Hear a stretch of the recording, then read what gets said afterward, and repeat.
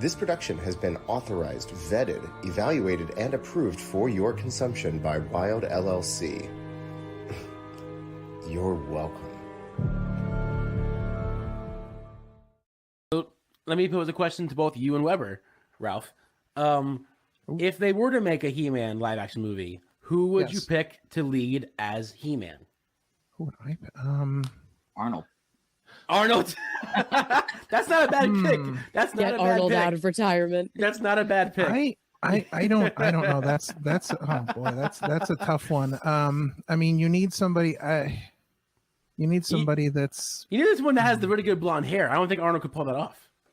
Well, there's. I don't know if the wig would pull it off. I mean, obviously him as Conan was different, but like.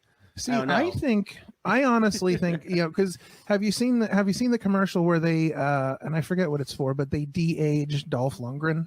Yeah. I feel like he needs another shot at this. Right. Like I feel like he got the bone job in the first movie because it was just.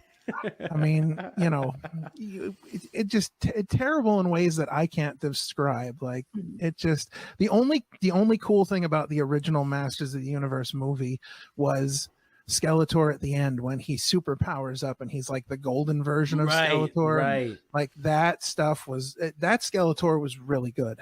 Beyond that, could probably throw out most of. Although that is technically, I guess, considered canon because in the next season of the Netflix show in the trailer, they actually show Gweldor from the movie, the little guy with the key. Yeah. So he's in that trailer. So I guess that's considered canon. But I don't know who could play He-Man.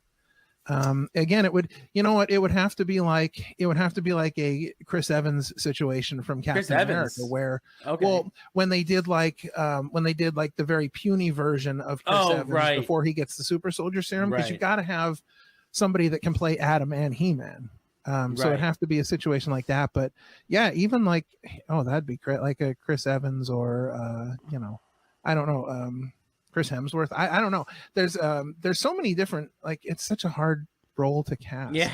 I know that they role to cast. I'm pretty sure they cast somebody that I've never even really heard of. So I don't know. Oh, are they actually making a He-Man movie? It's back on. Yeah. They were gonna do one before. I think it was gonna be on Netflix before they did all this other stuff, because they have two He-Man cartoons on there right now. One that's the Kevin Smith one, and then they have the other one which is more geared towards like children today instead of gearing it towards like the people that watch the 80s series. But that one's really off the rails too. I had a hard time watching that one because it gets weird. It's got like you can tell it's definitely made to sell toy lines because it's got like everybody getting like weird power-ups and I don't know. I had a hard time watching like it. You said toilets, not toilets. Toilets. Yes. Yes, toilets. Yes. We're selling toilets. I was like, wait. I know he said toys, but I'm so totally distracted by thinking. No, he definitely said toys. Yes. So you want to get the new line of the Masters of the Universe toilets. I will say that if you're buying them, the two that are probably the best selling toilets right now are the Beast Man toilet and the Moss Man toilet. Yep. Those are the two best selling lines. Makes a lot of sense. The Stinkor toilet is limited edition, so get it now while you can. Stinkor, that's great. I love that. This is gonna make a great clip. All right, so let's talk about Bobby Buffet. Let's get a little into the. Let's get down to it. Character here. We've got Feast Mode. We've got Top of the Food Chain. Oh yeah. We've got Eat, Defeat, Repeat. Mm-hmm. We've got Hungry. Oh yeah. We've got the All Hungry. Bobby Buffet. So what has inspired you the best to create this character, the All Hungry Bobby Buffet? Let's just get right into it. Yeah, I mean, it's inspired by me 100%. First of all, as you can tell, I'm a bigger guy. Like I like to eat. I'm with you. This is very true. You know what I'm saying? Same. Yeah. Food is life. There are not many more me being in the kitchen or what I'm saying, me trying some real good food. Right. Yeah. Definitely an emotion enhancer. All right, so let's talk about Bobby Buffet. Let's get a little into the Let's get down to it. Character here. We've got feast mode. We've got top of the food chain. Oh yeah. We've got eat, defeat, repeat. Mm-hmm. We've got hungry. Oh yeah. We've got the all hungry. Oh yeah. Buffet.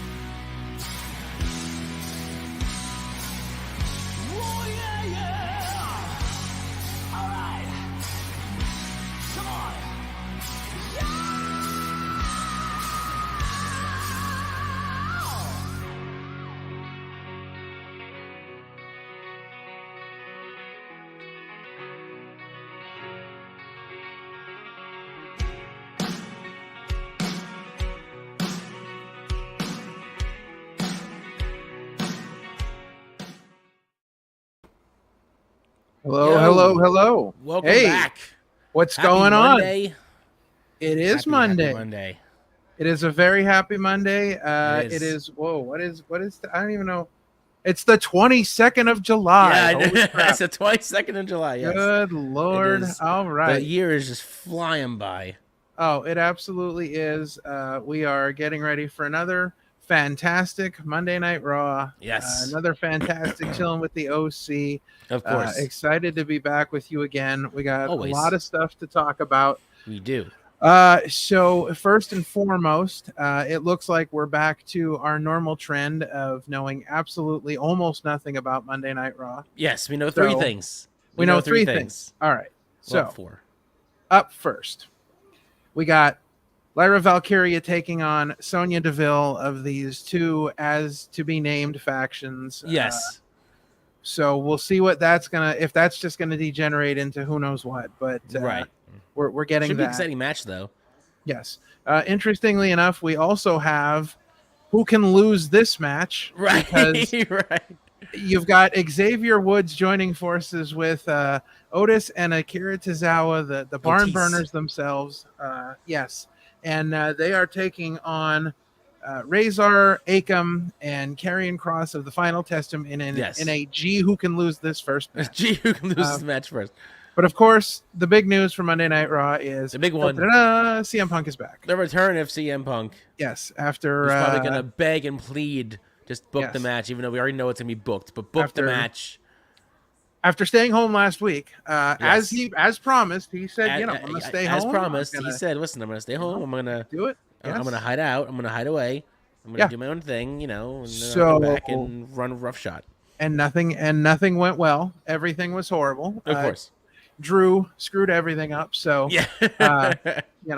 So there you have it. So we got a few things for Monday Night Raw. Of course, we are on the road to a SummerSlam taking place in Cleveland this year. We've got a few things to go over as far as SummerSlam goes, because I mean we're not too far out, and things are looking pretty well set. I imagine we might get maybe two or three more matches yet, because it's a big show. But right, let's take a look at what we've got so far. Last week we saw the return of Mommy, who threw a monkey wrench in the whole plans, honestly, because we kind of figured she was going to come back and go after Liv and be mad at Dom, and by the end of the show it wasn't looking that way. So is Mommy the one playing mind games now?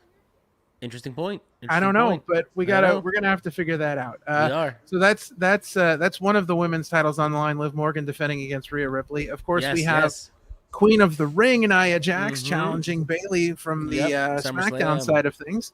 So I'm excited for this one. I hope that nothing against Nia Jax, but I really enjoy Bayley, so I'm hoping that she doesn't lose the title here. But there's everything's kind of up in the air right now. We'll see what happens. We've got some more title matches signed. Of course, we've got LA Knight taking on current U.S. champion Logan Paul from the city of Cleveland himself. And I heard Logan Paul make an interesting quote the other day. He said, I was told one time that can't lose a title you don't defend. So I'm like, well, hey, it's smart, but he's not wrong. No, but LA Knight has been on top of this situation. He's been on the hunt for Logan Paul. So he finally gets his shot come SummerSlam. And then we've got our two big title matches. Number one, we've got Yes. King of the Ring Gunther challenging Damian Priest for the World Heavyweight title. And I am so excited for this match. So amped. I know that there's bloodline stuff, but I would put this on main. In Gunther we stand. I a stand banger. for Gunther. Oh, I want him. absolutely. I want him to win so bad. Gunther for champ 2024, baby. Right. All right. And then, of course, as we just mentioned, with the bloodline, we have got the new tribal chief. In personally like named himself the tribal chief. Yes. I don't know we can really call him the tribal chief, but he will be challenging Cody Rhodes for the undisputed whatever title we want to call it. I don't know what names they're using this day, what they've gotten rid of and what they've kept, but I think this is one of those cases where if Solo wins, we riot. I don't know. Yeah, right. If Solo wins, you're right. Or if Solo wins, Reigns comes back and just demolishes him. Listen, there's a whole lot of opportunity for things that could be going on. So, Reigns comes back and stops him from winning the WWE Championship. It's quite possible. Quite possible. I mean, a lot of possibilities. There's all kinds of things that could happen. Like Tons of options. Yeah, tons of options is correct. So yeah, it's either way. I feel like as we inch closer and closer. We're Monday next Monday will be the go home Raw. So like we're a little over a week. So who knows? We've got time yet. So there's definitely there's definitely opportunities to be had. Yes. Matches to be signed. So yes. we will just see what happens. See if anything comes out of Monday Night Raw tonight. Yeah, we'll keep our eyes peeled. Of course, you've got you got SmackDown coming up as well. So there's plenty of opportunities over there to get a match or two added. So we'll just see what happens. I mean, there's a lot of opportunities yet. There's a lot of people that are not on the card yet that don't exactly have anything to do yet. So yeah, I feel like they're going to announce something with a Wyatt 6 for SummerSlam. If not this week, then next week.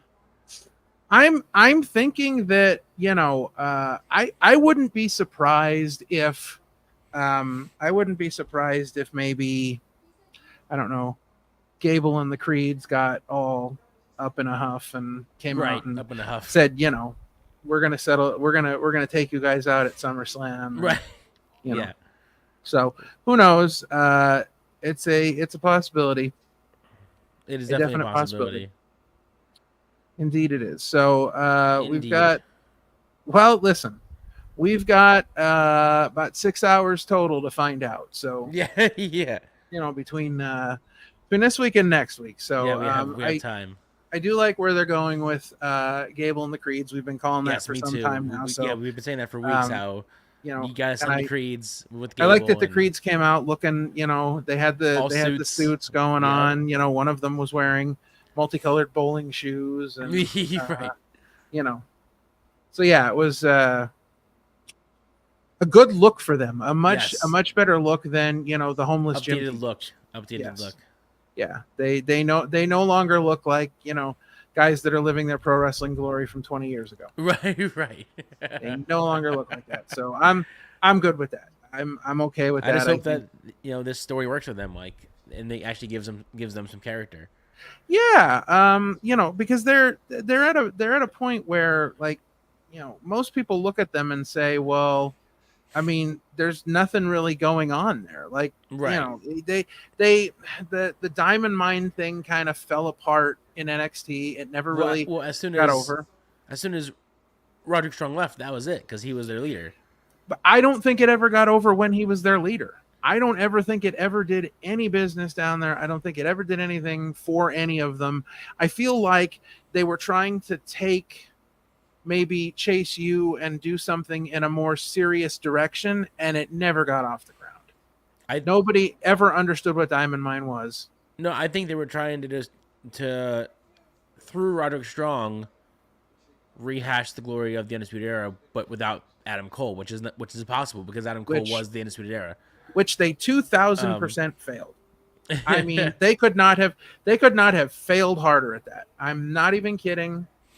They could not have failed harder. So, But you know, Raw's about to start. Before Raw Yes. starts, I gotta do my quick spiel. If you're here, welcome. First of all, if you're here, welcome. Thanks for hanging out with us. Thanks for if joining you're us. here, welcome. But if you are here and you have joined, say hello in the chat. Then do us a favor. I only ask for one, but if you bring more, fine. Go out there, grab a friend, grab a buddy. Who knows? Grab a stranger. I don't care. Tell them, hey, we're watching this cool show called Chillin with the OC with Parma and Ralph, and you should watch it too because we're watching Raw and they're watching Raw and they're chilling us with us watching Raw. So bring a friend in, say hi, like, share, subscribe, comment, and chill with us. And then keep the train rolling. Keep the one-legged Strowman train going and keep adding more people to the group. So and just remember, we know that you can do this because we believe. Well, we'd like to. Yes. Like to believe. Hey. All right. So we should be getting rolling on the Raw train here any minute. Yes, Raw is about. Oh, there is Punk. Even though his name tag looks kind of like GM Punk, from the way the logo looks, it looks like GM Punk. That's what it didn't look like a C. It looked like a G. It looked maybe like that's GM what he's Punk. going for. What, GM Punk? Maybe he's putting out some vibes there. You don't know. Putting out all the vibes. I love that Carlito carries the bags. Yeah. Well, he's not really in the Judgment Day, is he? He's just kind of there. I would trade him out for JD McDonough any day. Would you? You probably. Man, Raw's starting off hot with some Gunther. Ring General. What's up, C. Henry? General. Hey, C. Henry. Welcome. You know what to do now. Hey. Now that you're in here, you may have missed it before, but we're gonna bring it back around. Bring a buddy, bring a friend, bring a stranger, bring a colleague, bring somebody, and bring them in here to hang out and chill with us. Yes. Listen, we're glad you're here. If you need a reason to bring somebody, go tell them Gunther's on screen. Yes, tell them Gunther's on screen, and then that we're all showing out watching Gunther. They need to see Gunther because he is business casual Gunther this evening. He's sort of been business casual since he won the King of the Ring. I told you. I think he's trying to be like the anti. I think he's trying to be the anti Cody Rhodes because I think Cody Rhodes has got the suit thing on lock. Even though Gunther looks great in a suit. Oh no, he does. But I think he's gonna be. I think he's gonna be like going completely anti Cody. So he's just not gonna wear a suit and he's just gonna wear the most casual clothes. Yes. All right. So he should come out. SummerSlam just in casual attire. Yeah. No coat. What band do you think is going to end up playing at SummerSlam? Because they're in Cleveland. It's like all the they're going to have some kind of band play. I would think so. I would like CM Punk to have his moment. Yeah, maybe. I would like it to be a CM Punk. I mean, I know they did it at Mania 29, but it'd be cool if they did it again. It would be cool. I just don't know anybody else that has like a band that does their songs that would be live. Well, who does Cody's music? Oh, isn't that a band? Yeah, they are. But last time they did that in AEW, the band just wasn't good live. Yeah, they're just not a good band to play live. Yeah. They can make great music because of editing, but live wise, they're not the best band live to watch. Wow. Pat McAfee said, "Boo this bum." That's bum. Intense. Yeah, that's not right. Gunther's not a bum. He's champion. He's championship material. Yeah. Go out there and tweet Pat McAfee. No, you're a bum. Yeah. Oh, Pat McAfee went off today on Twitter because people were complaining about the next DLC that comes out for WWE 2K24, which is him and his co-hosts. Yeah, it's him and all of his friends. Yeah, and people were like complaining about it. So he kind of So he kind of flipped out. Yeah. Yeah.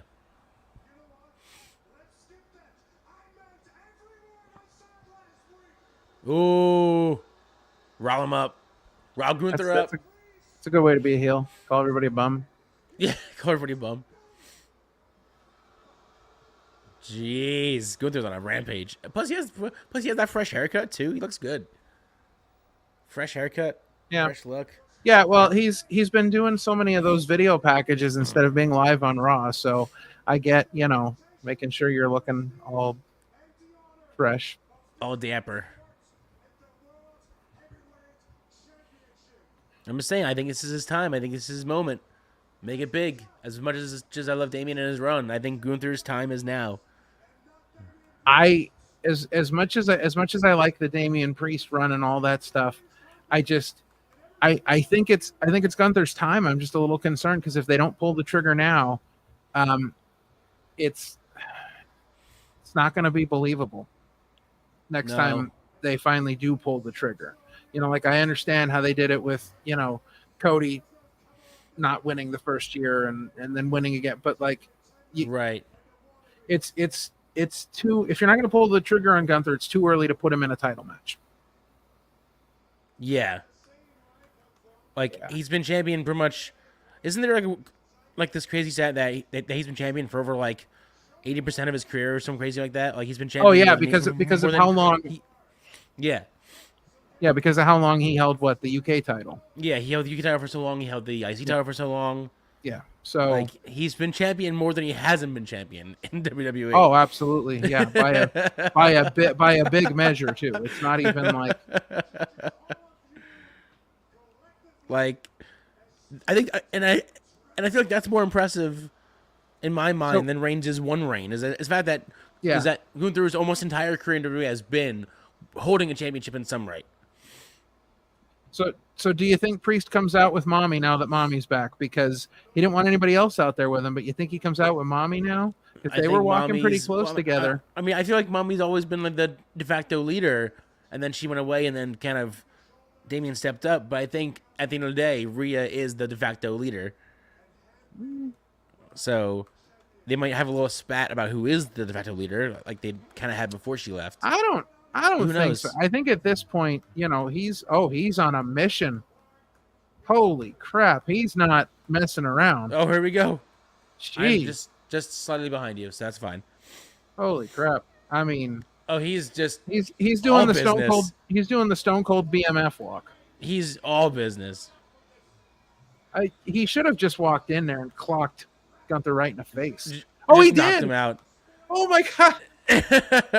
Don't spoil anything. Don't spoil anything. I didn't. I said what he should have done before he did it.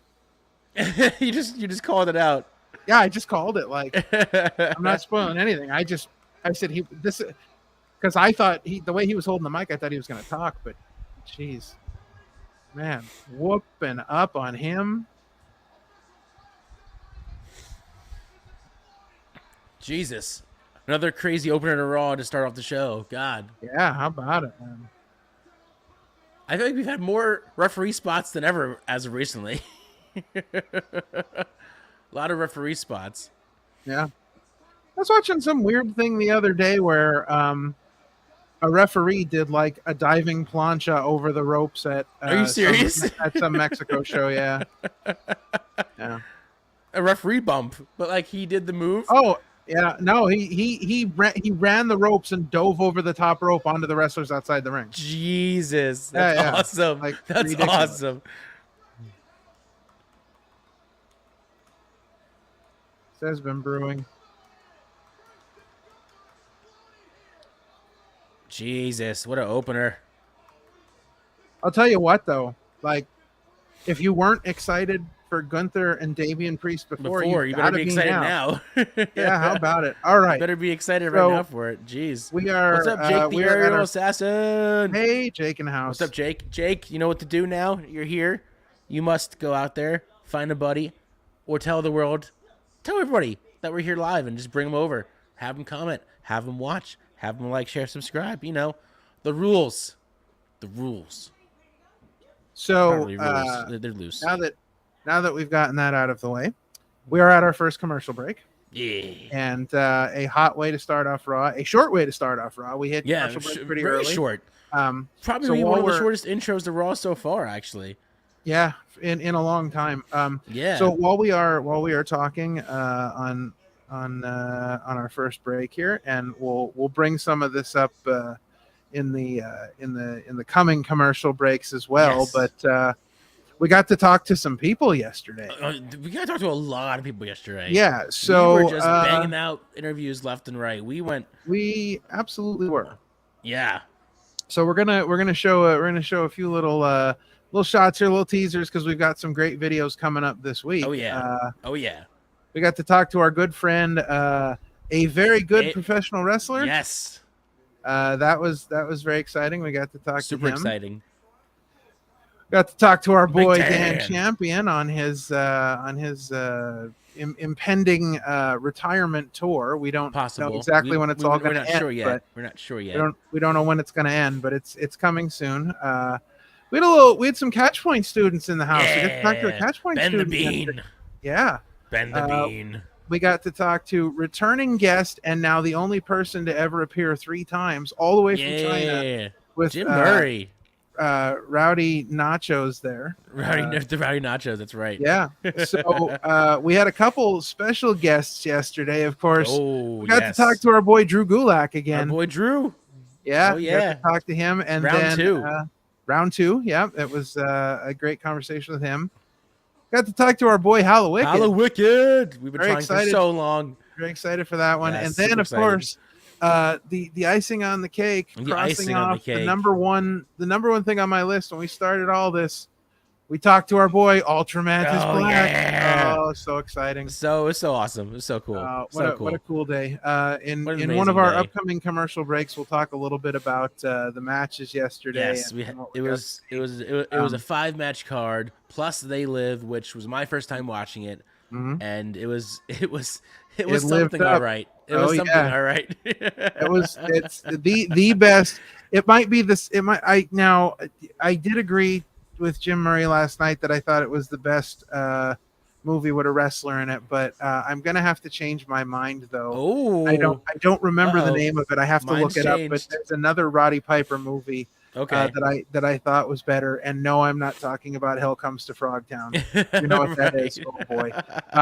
But don't forget, guys.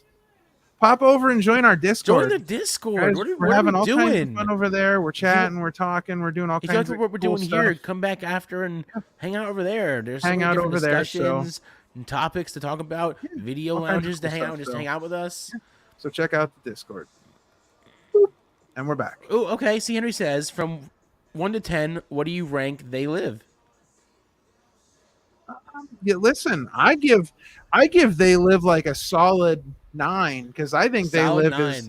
I think They Live is a great movie.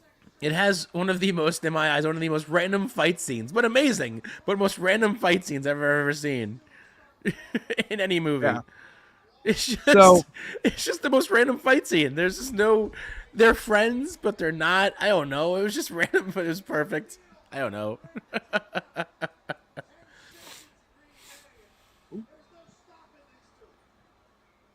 Oh, is there more brawling backstage? There's more. Nope. Good, they're just taking a break. I would give They Live probably an. Oh, there's more. Damien's back. There's more. Damien's back. Jesus, that suitcase fell on his head. But I would give They Live probably a solid 8 or 9 as well. It was my first time watching it. I was surprised there was so little dialogue in the beginning, like the first half of the movie. Yeah, there was short lines, but there wasn't too much lines. It wasn't until the end that there was more. I think they're trying to create a certain type of feel, atmosphere. Yeah, I think they're trying to get kind of creative with what they're doing. Kind of making that creepy feel. Right. Give the vibe that something's wrong. Yes, they. I think they want you to feel the aloneness that Roddy Piper feels because he is definitely out on an island by himself. He's the only one. He's got no friends. He's got no job. He's got nothing. And so then all of a sudden, he starts learning things and seeing things. And again, he's like, I think as you're trying to, trying to recruit people, it's almost like you're getting that feeling of, okay, now there's people that we can see and they know what we know. And so, yeah, it's a really interesting kind of way they do that. So Right. I liked it. I think it's a great movie. I think it's really good what they do with it. Yeah. See, Henry, as I understand, I know Steven's going through a hard time with his mom. His mom's very ill, very sick, and I know he's just taking a break from everything to kind of handle that situation. So all the love and all the heart goes out to him and his mom. I hope his mom's doing okay. I hope his mom's doing healthy, and I hope his mom's healthy. If there's one thing I understand is a mom is like your best friend, so to not have her around, I can't imagine how hard that must be. So cheers to Steven, and I hope your mom's doing okay. Wow, we are starting off raw hot. We're on the overcooked side of the degrees of pork doneness already. At just the very first match, we're overcooked. And of course, we want to thank the National Pork Producers Council for providing us with that graphic. Just unbelievable. But Braun Breaker versus Ilya for the first match is an opener. It's a pretty good opener. That's a banger for Raw. Yeah, it's a banger for opener. I'm excited. I love that Braun's gear is kind of just basic and just his badass dog. Like it's very like reminiscent of like old school like Scott Steiner or like Rick Steiner gear. Mm-hmm. Just very simple, just some words on it, and that's it. Nothing crazy. It's almost in the Scott Steiner font almost, I feel like. It almost has that Scott Steiner font feel. Yeah. Yeah.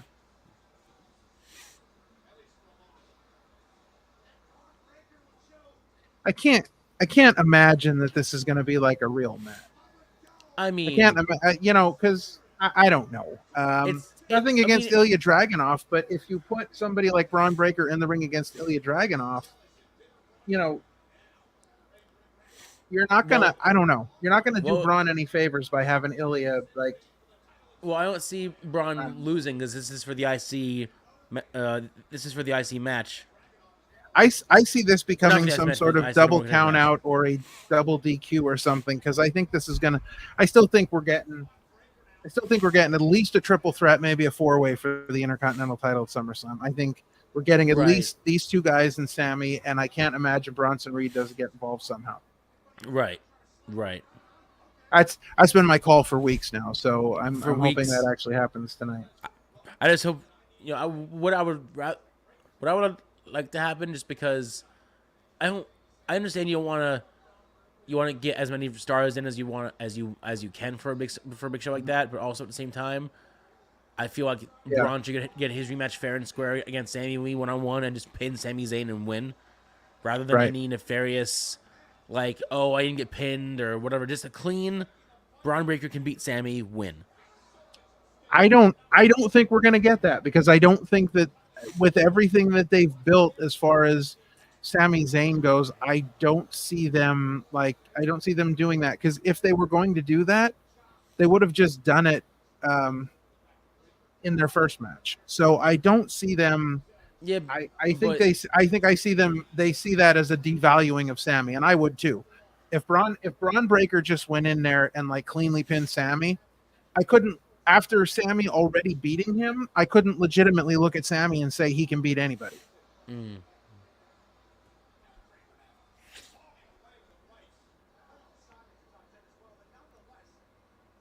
I feel like if they're going to take the Intercontinental title off of Sammy, it's going to be one of those situations where he loses it, but he doesn't. Yeah, they make him look strong, but he loses it. I don't know. Maybe I'm just tired of the same old trope of, oh, now we got to have a 4-way. Oh, I didn't get pinned, so I get to have my rematch, right? Because I didn't get pinned, so I didn't lose. So I technically didn't lose the belt.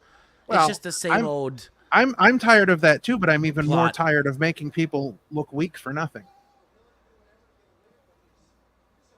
I wouldn't say Braun losing or Sammy losing to Braun would make him weak, as long as the match is good and long enough. Because Sammy already beat him. Like there's nothing.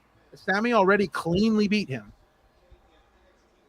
So if you go now and have Braun beat him, then it's just going to make Sammy look weak. Like, oh, the first time I got the job done, it was just a fluke.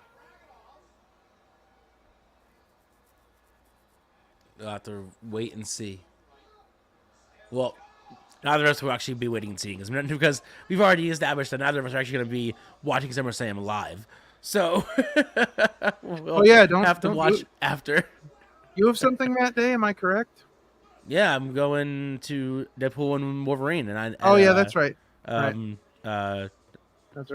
On IMAX. And you're going to a concert. I am. So I won't say a name. I'll just say a concert. So we'll talk about this later as well too. But just some programming updates, so you're aware of things that are happening. This coming Saturday night over on YouTube, we've got a new episode of Wrestling with Life where we are joined by Cowboy Pete Carter of Monster Factory and AXW fame. Yes, very, very exciting. We had a really good conversation with him. Very cool story. Yeah, very cool story. Something you're definitely going to want to check out. I mean, a dude at like 53 years of age decides I'm going to get involved in the world of wrestling, and it's just it's an amazing story. And crazy, and he's a great dude. So make sure you check that out this Saturday, and then of course on Sunday we've got episode. We're back to our regularly scheduled programming, baby. Yes, and we'll be talking to the Rabbit Honey Badger himself, Ryan Mooney, who we got a chance to talk to.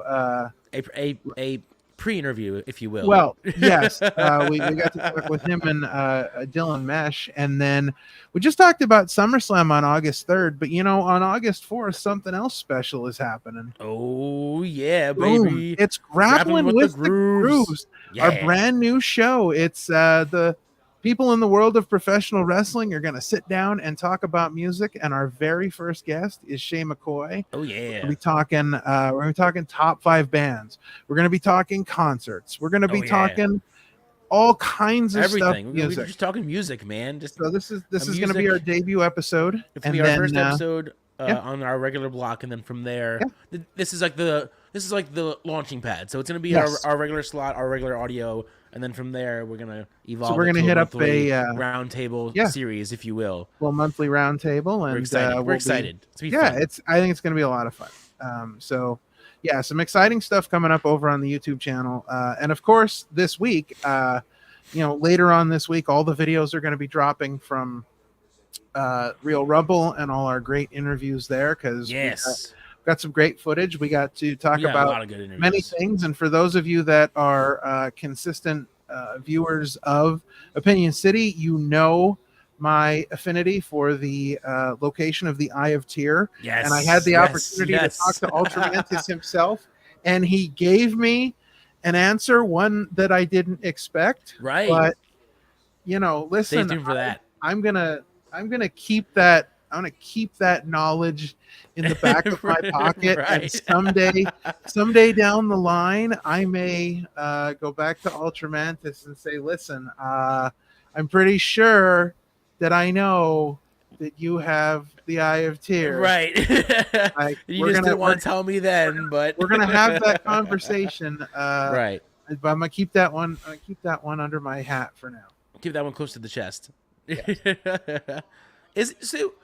That's a good question, and I don't know if that's like a Mandela effect thing, but is it close to the vest or close to the chest?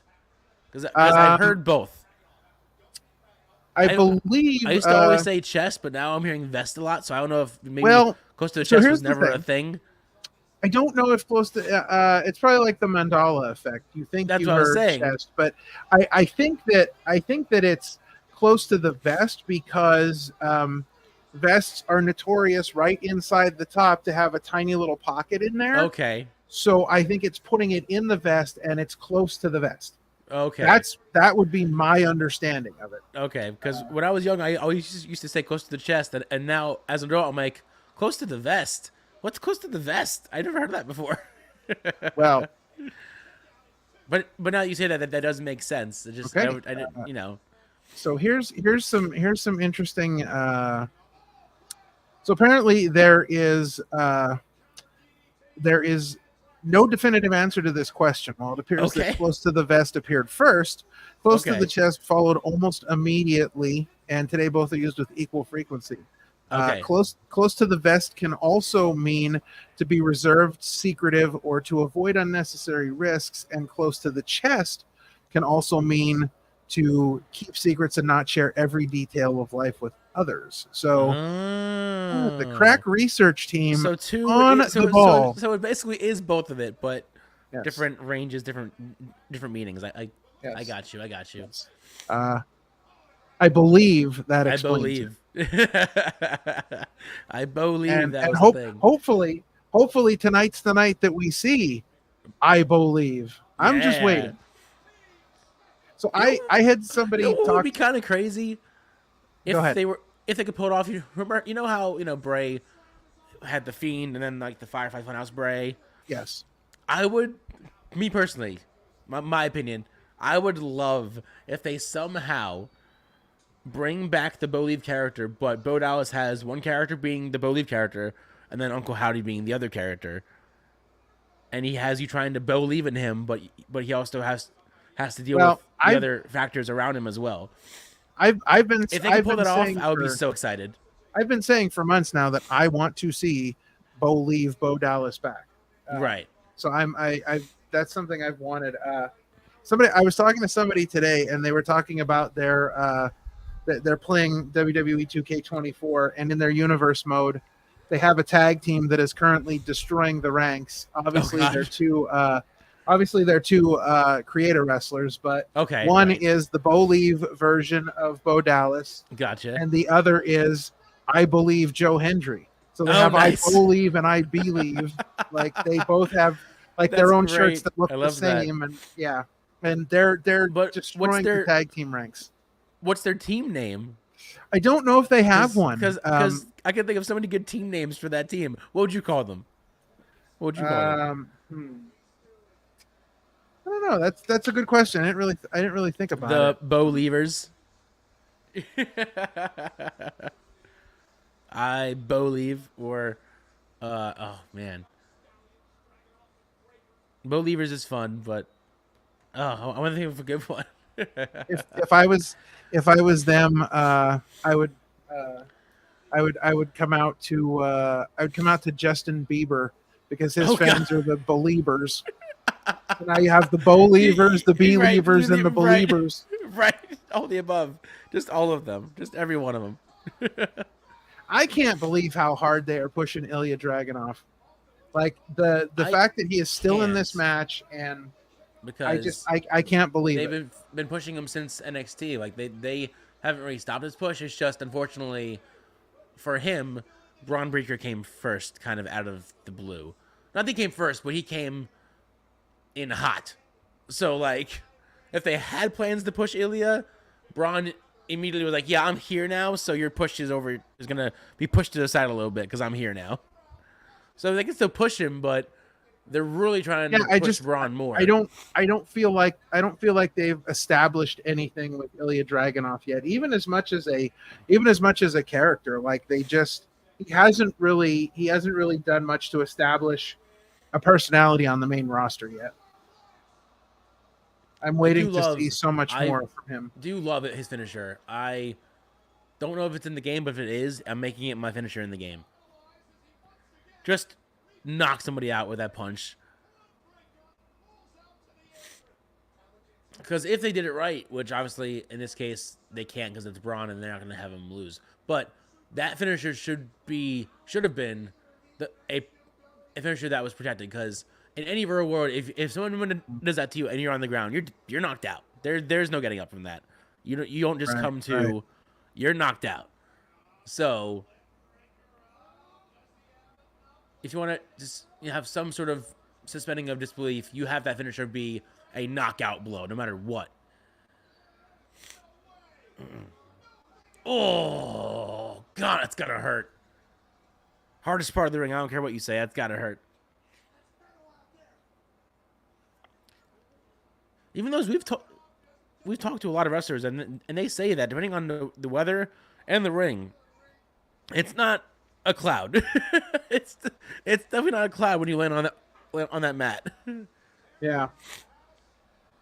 Especially when it's a frozen mat versus a warm mat. Oh, that was a ridiculous spear. Oh my God. He almost took Ilya's head off. Holy crap. Yo. Ilya almost got beheaded just now with that spear. Oh my god. All right, do we get to see that one big angle of him going around? Oh, the ref dude, stoppage. Dude, if you saw the way that he hit his head, dude, it was yeah. rough, No, dude. I know. It was ridiculous. That was a ridiculous bump.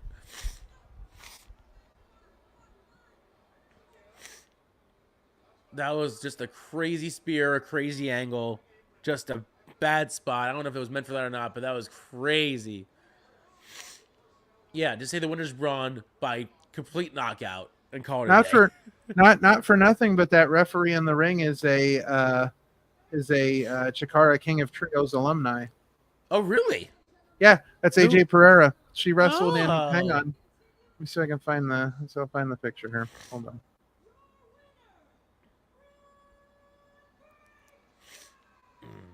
Well, of course he won. He literally knocked him senseless. Indeed. Dude knocked him out. Dude got knocked the hell out. Indeed.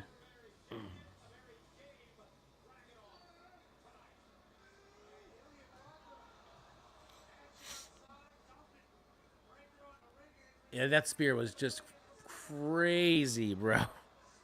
I was thinking over how crazy that spear was.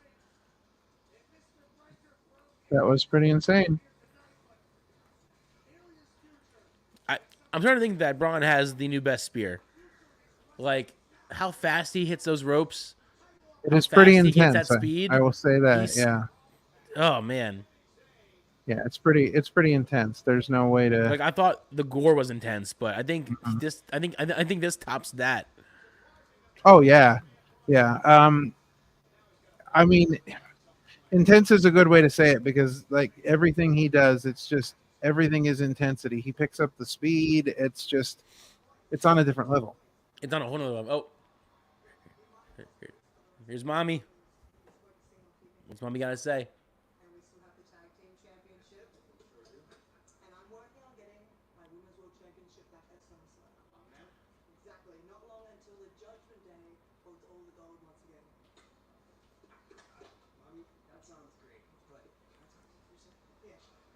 Yeah, sure.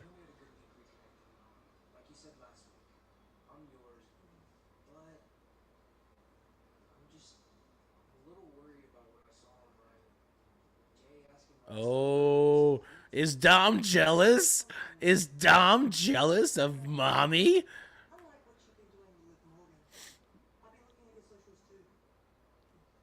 Oh, storms are brewing. Storms are brewing.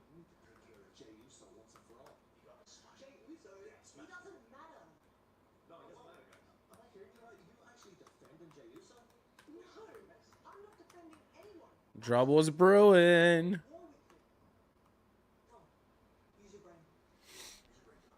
Oh, you know. Carlito, use your brain, Dom. I love Carlito.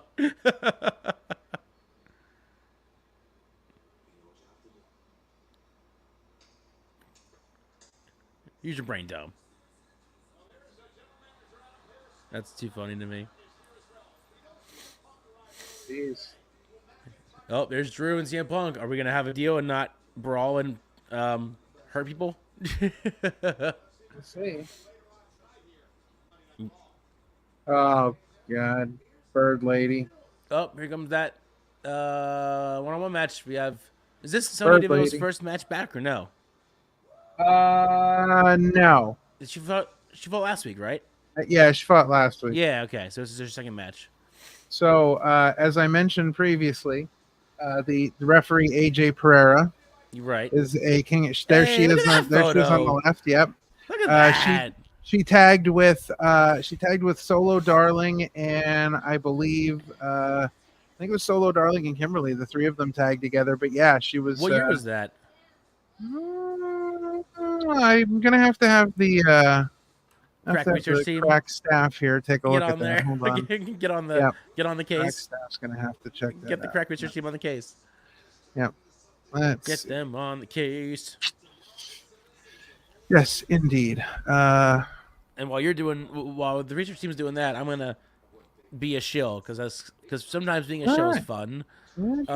People, if you're in the chat, if you're chilling with us, if you're hanging out with us, please do the buddy system. Bring some friends along to chill out with us, to chill out with you, to chill out with us watching Raw. Also, join the Discord. I'll even throw that up while he's doing that. Join the Discord. Hang out with us over there after the show or throughout the week. We're talking discussions. We're talking hot takes. We're talking opinions. We're talking foodies because we're a bunch of foodies. Anything that you can imagine we have on there. We have a section for if you've been to a wrestling show and you want to post photos from your wrestling show. You can post it there and post your wrestling events and happenings because it's fun. We want to be a community that just wants to have fun and hang out with you and you hang out with us and we all hang out together. So bring a buddy, have them come over here, have them chill out with us, have them like, share, subscribe, join the Discord, all of the above. Please and thank you. Are the magic words. That was actually the 2018 King of Trios. That How did I not see you there? I was at that one. That is the last time that it took place in Easton. The following year, King of Trios took place in Reading, Pennsylvania, and that was the final King of Trios. 2018 was where the Resistance defeated Order of the Nations. The finally coming together in the last match. But awesome. So the AJ Pereira tagged with Solo Darling and Mighty Molly Holly. Yeah, the Sisters of the Mighty, and they lost in the first round to the New Republic of the Los Ice Creams of El Hijo del Ice Cream and Ice Cream Jr. I love that team. Kiko Taro from Japan. Yes. So it was that was quite a show. It was quite the show. Yeah, a lot of big into with each other during the show because I'm sure we did because I was sitting front row the whole time. I'm sure. I'm sure we had to have because I was there all 3 days. I mean, I was there night 1 for wrestling, and I think I watched night 1 and night 3, but we were at that was literally night 2. That was literally the year that PCO from TNA just about killed Cajun Crawdad. He picked him up, power bombed him, over the top rope, out of the ring, and Cajun Crawdad landed directly in front of me. Like he was right at my feet, crazy, and it was absolutely ridiculous. I thought he was dead. Just crazy stuff, but yeah. So that was a really good show, and if you look at that show, I mean, a lot of huge names on that show. A lot of huge names. Yeah. Oh boy. That looks like we're talking about SummerSlam again. Oh no, this is Fanatics. Oh, listen. So they have all these big names coming to Fanatics, and this is like one of the most expensive things you can go to as far as autograph signings. Oh yeah. Because Fanatics has been doing a fan fest in New York City for I don't know how many years, as long as I can remember, because it used to it was never this big before. And it wasn't really like, I mean, they were kind of affiliated with WWE, but they weren't. But there's always been a fan fest in New York like that, but they're always super expensive. Yeah. Right. I hear you. Oh, there you go. Damian Priest live. Damian Priest live. What, is that going to be like a comedy show? What is that? I don't know what it is. Press conference? No idea. Interest? Yeah, even been past it, just a show live. I don't even think he knows what it is.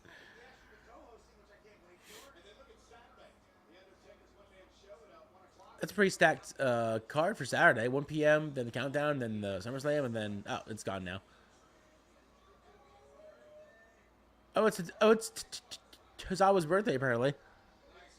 So, to meet Cody Rhodes at Fanatics Fan Fest, which is already sold out, it would cost you. I'm scared. To get a picture and an autograph, it would cost you $280. Jesus. Yeah. Let me see what Punk was, because Punk sold out too. I'm sure Punk's was just as high up there. I'm sure Punk's was the just same price. Okay, $280. Drew McIntyre is $85 a piece for a photo and an autograph. Okay, that's not as bad. That's not as bad. No. Hulk Hogan. He's gonna be there. Depending, yes, it depends. No, thank you. $215.92 for a photo. That's such an odd price. If you're getting they have different autograph prices for him depending on what you're getting autographed, starting at $215.92 all the way up to $432.92. So, yeah. Yeah, that's such an odd. Yeah. It's an odd. I got a picture with Hulk Hogan and an autograph for the price of his book. Oh, really? Yeah. Well, I met him how much in was New his York. book? Like $30. Okay. That's I guess okay. That's reasonable. The picture and yeah, that's reasonable. That's a little bit more reasonable than usual.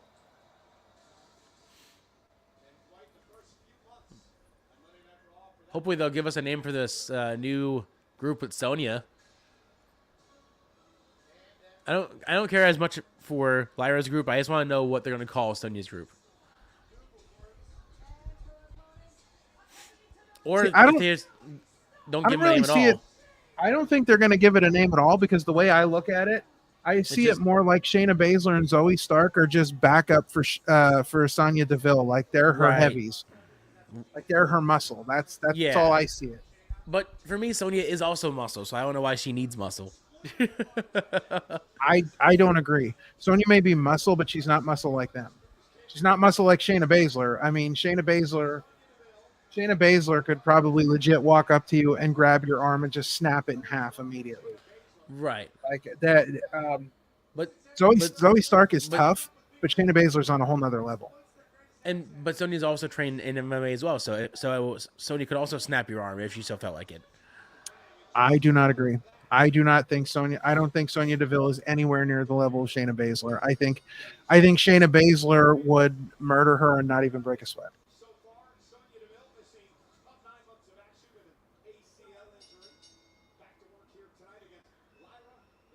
Was that why she was out for so long? She had a ACL tear? Well, that was part of it. The beginning part of it was not really things we should discuss on the air. Right. That I knew of. I just didn't know about the ACL tear. I don't even know when it happened. Like when she had the ACL tear. I don't know if I was at a house show. She came back for a little bit. Like she was back for a little while, and then I think it happened after that. Right.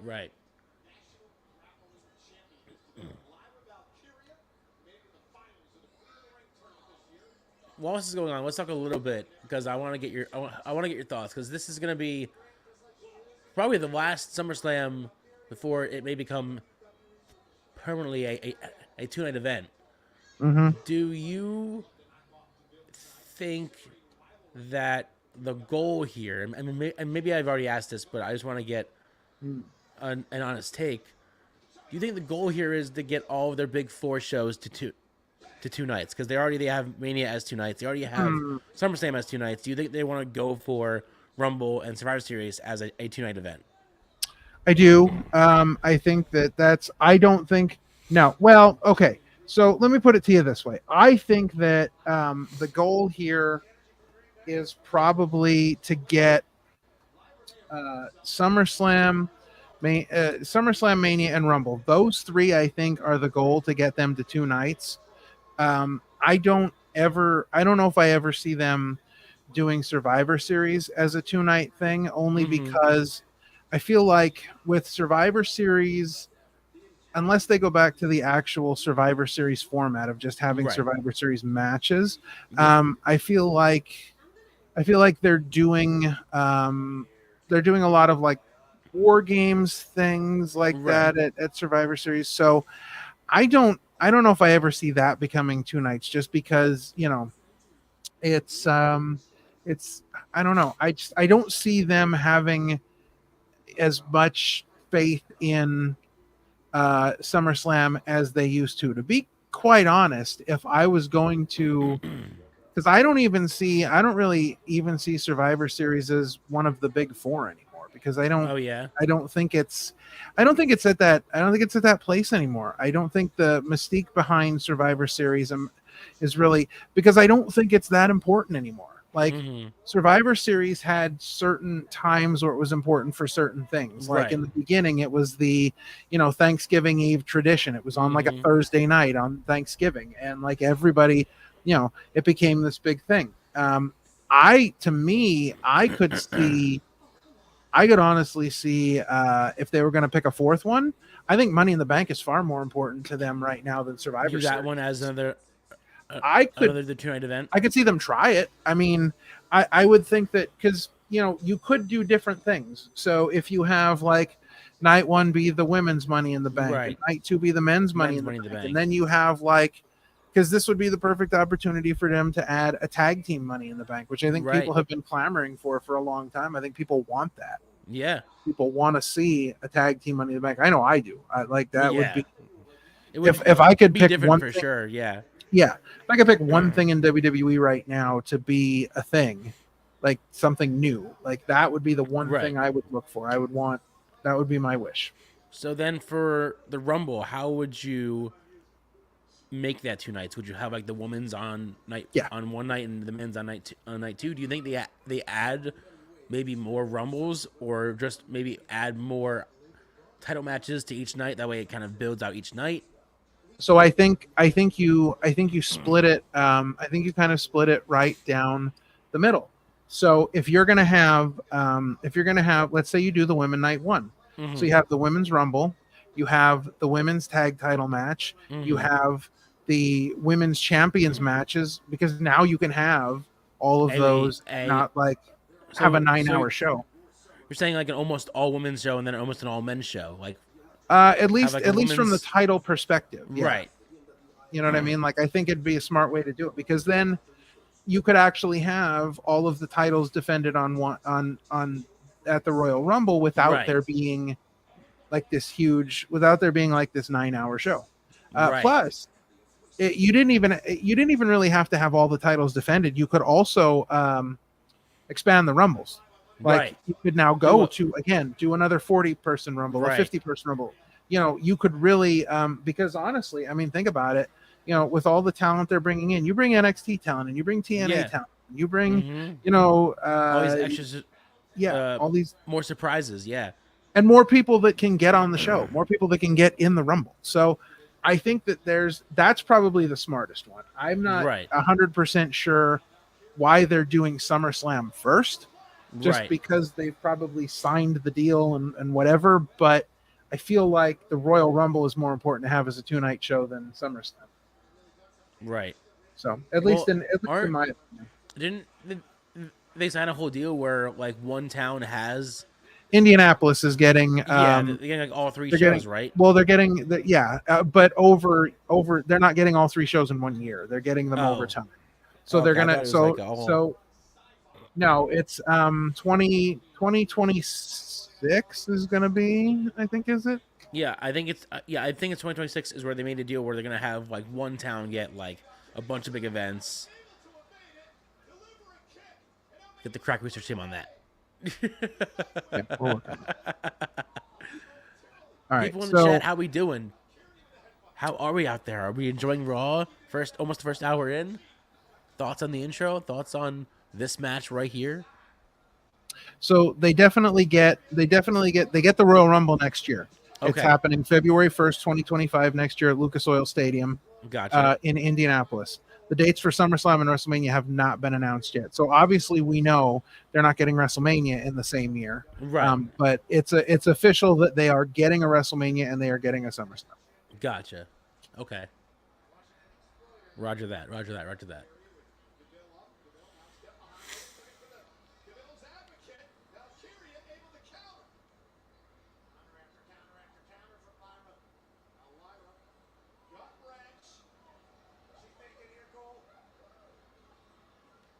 Sonya Deville's getting smoked by the bird lady. Just dropped her. Jeez. See, Henry said no, but I'm enjoying the PNC podcast. I guess he's not enjoying Raw. See, Henry, what, you're not enjoying Raw? You're not enjoying this. You're not enjoying. I mean, I appreciate you watching us. So if you're not watching Raw, at least you're watching us. So thank you. But like, you're not enjoying Raw so far. Come on. I mean, Raw's not been bad. Yeah, Raw's not been bad. It's just no. Yeah. Jesus, you shoved her off with force. God. But thank you to Henry. Thank you for always sticking around. Yes, we appreciate that. We appreciate you being like a fan from kind of almost the beginning. Plus, I also feel like, we're talking about like a group name for these people. I feel like not giving them a group name is making them different. Right. Because they don't have a name. They're just a group that just wants to dominate.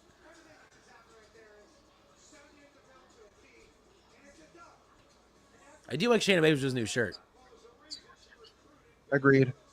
I think that is pretty badass.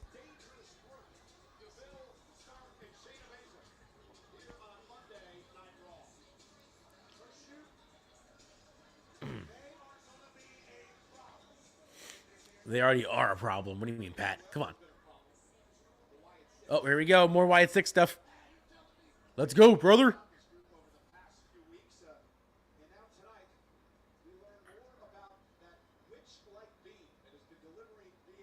Oh. Now we get to learn about Nikki Cross and her history. Okay, cool.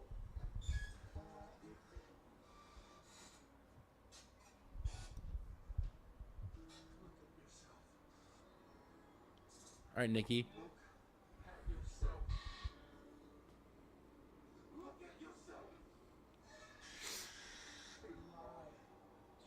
I'm just being quiet for the Wyatt 6 stuff. Sorry.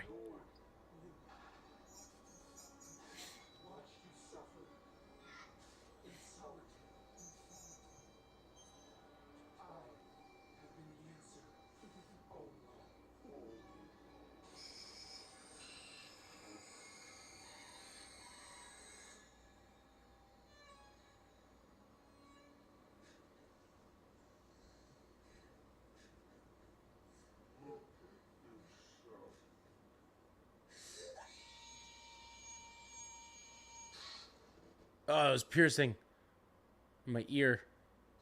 So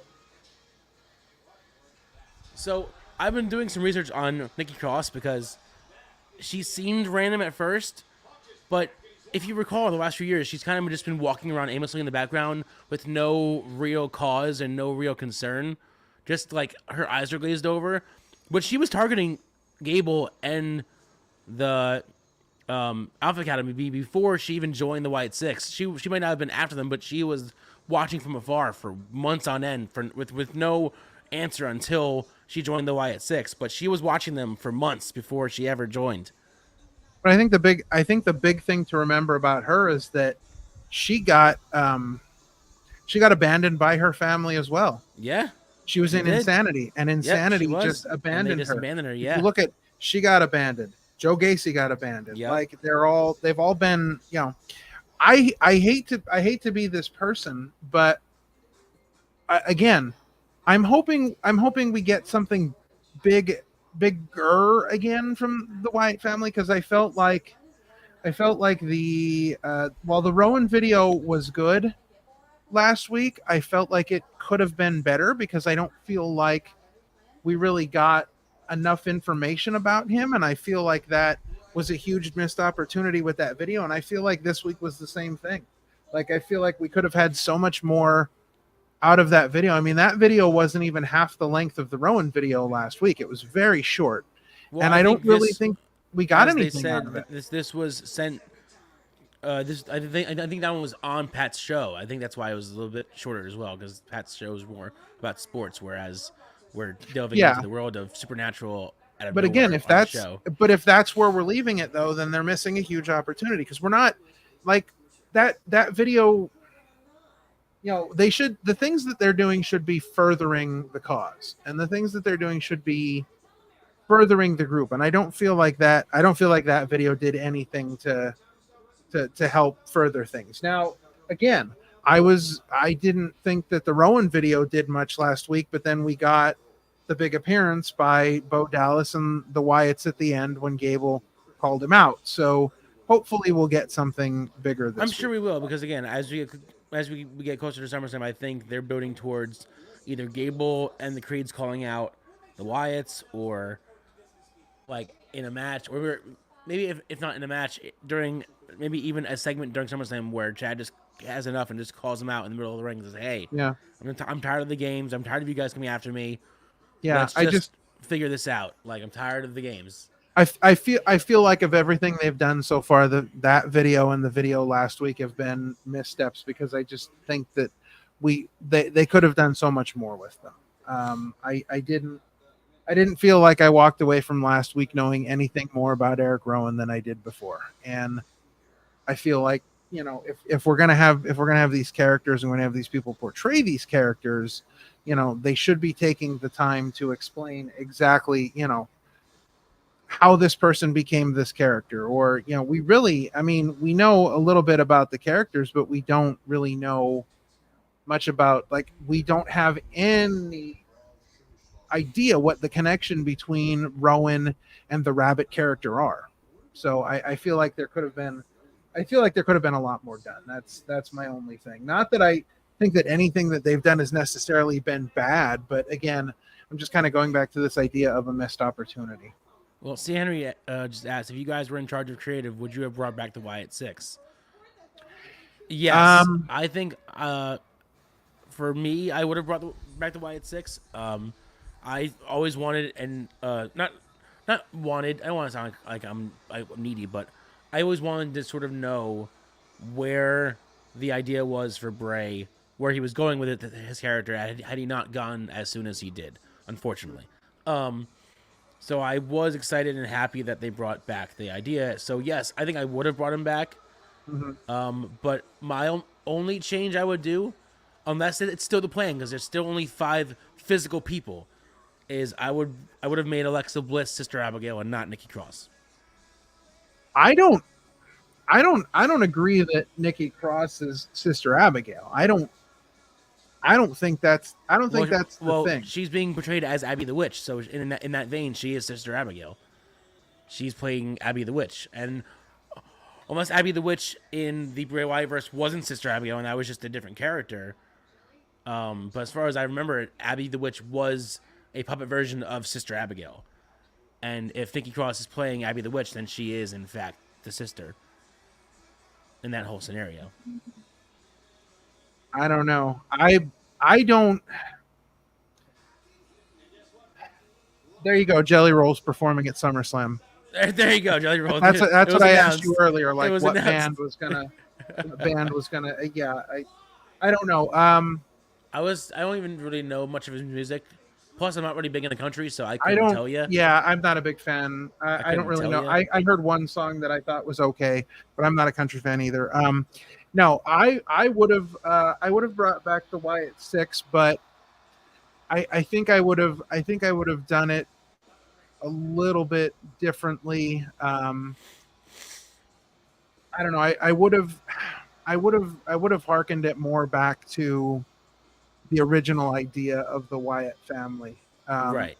I might not have gone with all the characters. I might have gone with a more sort of real world legitimate reason for all these people to have a connection to Bo Dallas and Bray Wyatt, and I would have had it more of Bo taking over sort of the cult leader role of Bray Wyatt, and I would have done video packages with him recruiting each of the members. Like, I would have had video packages with him going out and recruiting them, and like a video that explains like why he's recruiting them, why they should join him, why he has a connection. And then I have the vision of the Wyatt family with Bray sitting in the chair where Bo would be sitting in the chair. And I love the Wyatts when it was like the apron in NXT, the apron vision of the Wyatts. Yeah, and I want to see something more like that. Not that I don't enjoy what they're doing, because this is like a different side of things. Right. I just would have done it differently. I I would have rebuilt the Wyatt. I would have rebuilt the Wyatt family in the image of Bray Wyatt to burn down the world around me. Right. Like I would have it would have been it would have been on a whole different level. A whole different level. And Henry, I was just gonna say, every time CM Punk comes back, he looks younger. So CM Punk with the dyed hair, yes. Every time he comes back, he looks younger and younger in WWE. Whereas when he was in AEW, he kept looking older and older every time he came back. His hair looks fake. It looks like he's wearing a wig. No, I think it doesn't look natural. Hair, but I think I know it's his real hair. I'm saying it doesn't look natural. Dyed it. But the dye, the whole thing sitting on his head looks like a wig. Looks like a toupee. But hopefully we'll know if he's clear or not. But even though I think I've heard that he may be cleared by next Monday, if not this week.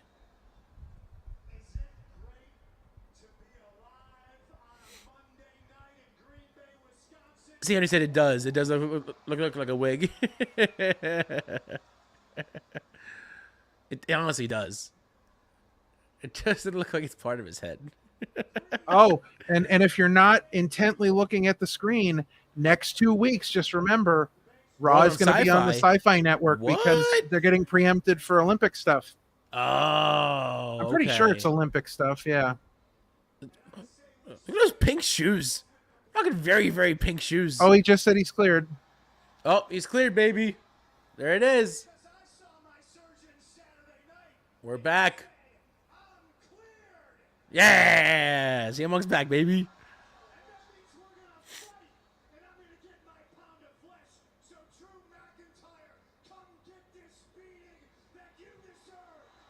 He's ready to go.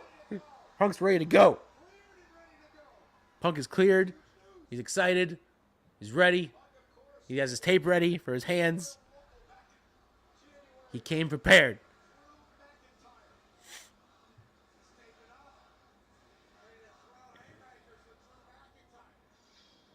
Here we go. Here we go. Here comes the pain. Wait, this isn't Brock Lesnar. This isn't Brock Lesnar. Who the hell am I doing? What the hell am I doing?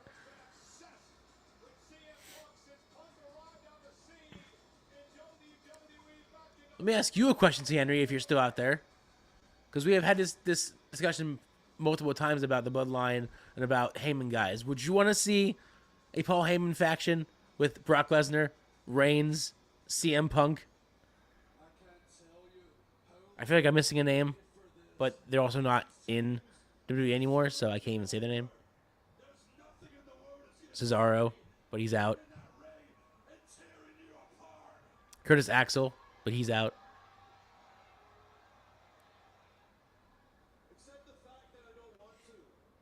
Drew doesn't want to fight. It's a first.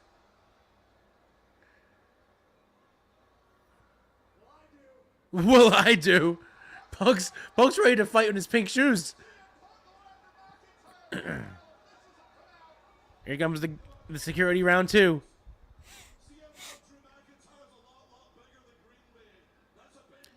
See, Henry said no to that. Okay, interesting. I would just be curious if they can actually stand together as one. All the egos for Paul Heyman. Oh, there it is, the bracelet again. That damn bracelet. Oh, Adam Pearce has had it. Adam Pearce is done.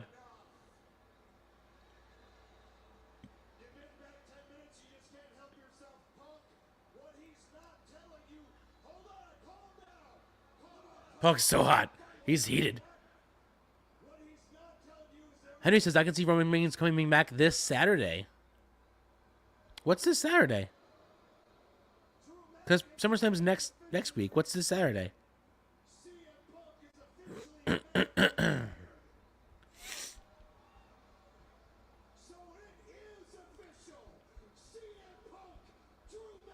SummerSlam. There it is. Is there an event happening on Saturday, Ralph? No. because Henry said something about Reigns coming back this Saturday, but SummerSlam's next Saturday. I don't think that's what he meant. Yeah, okay. Next Saturday. Henry got it. He messed up. He meant SummerSlam. And he said, honestly, I think WWE is done with Brock. What are your thoughts on that?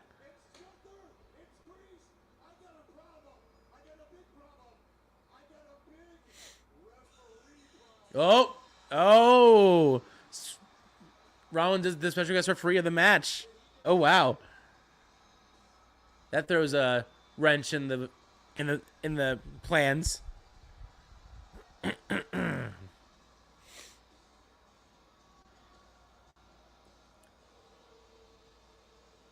interesting. Interesting adding to the match.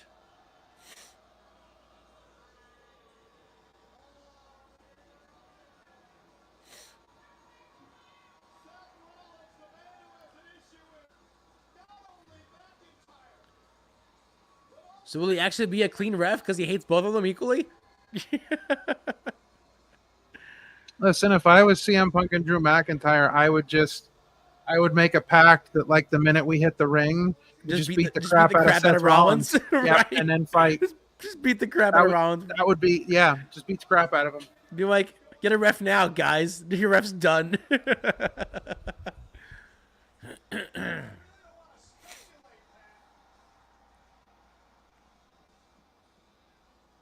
This should be a fun promo, though. Rollins, Punk, and Drew. Should be a lot more fun than that jacket he's wearing. It's not even a jacket. It's a half jacket. It's like a half vest. It's a half trench coat.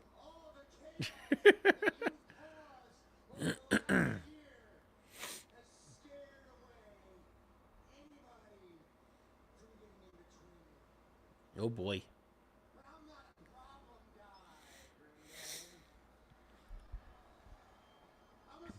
C. Henry says, with Brock tied into the whole Vince drama, and honestly, I believe Brock doesn't want to work with nobody else but Vince. I don't know about that, because he kind of got taken out of all that Vince drama, because that's why they put him back on the WWE website. Like, he wasn't really involved with it. So I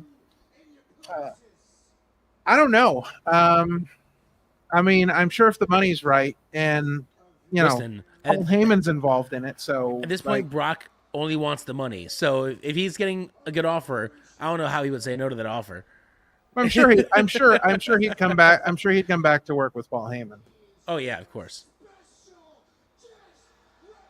And there's the announcement.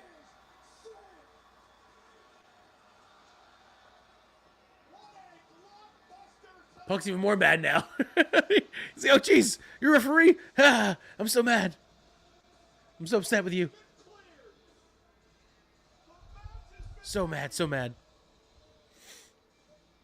I'm actually less interested in the match now that Seth Rollins is the special guest referee. I could care less. I'm excited.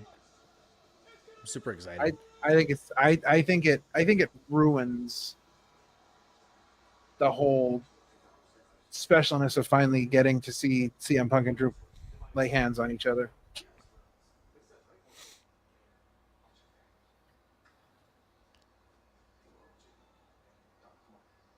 What's their plan?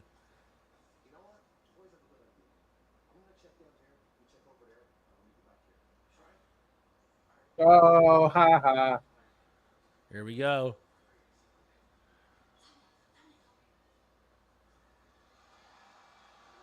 Just walk.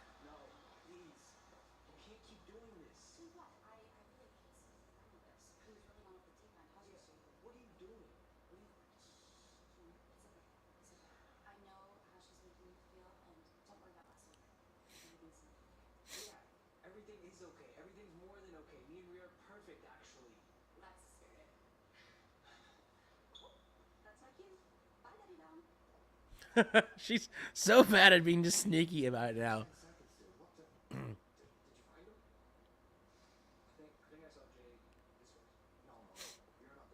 You're not going that way. You're not going that way. But is Finn going that way? Oh, they didn't show it. I was hoping that they would show Finn walking that way. Like, all right, I'm gonna go that way. You go that way. Here comes the New Day 2.5. I guess they couldn't find a New Day shirt that fit Otis. That's what I'm saying. They have like the New Day 2.5 because it's not New Day, but it is.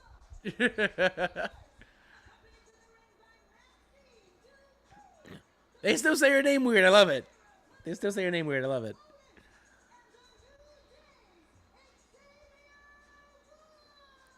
I just find it hilarious that no one talks about Max Dupree anymore. As if he was never even existed.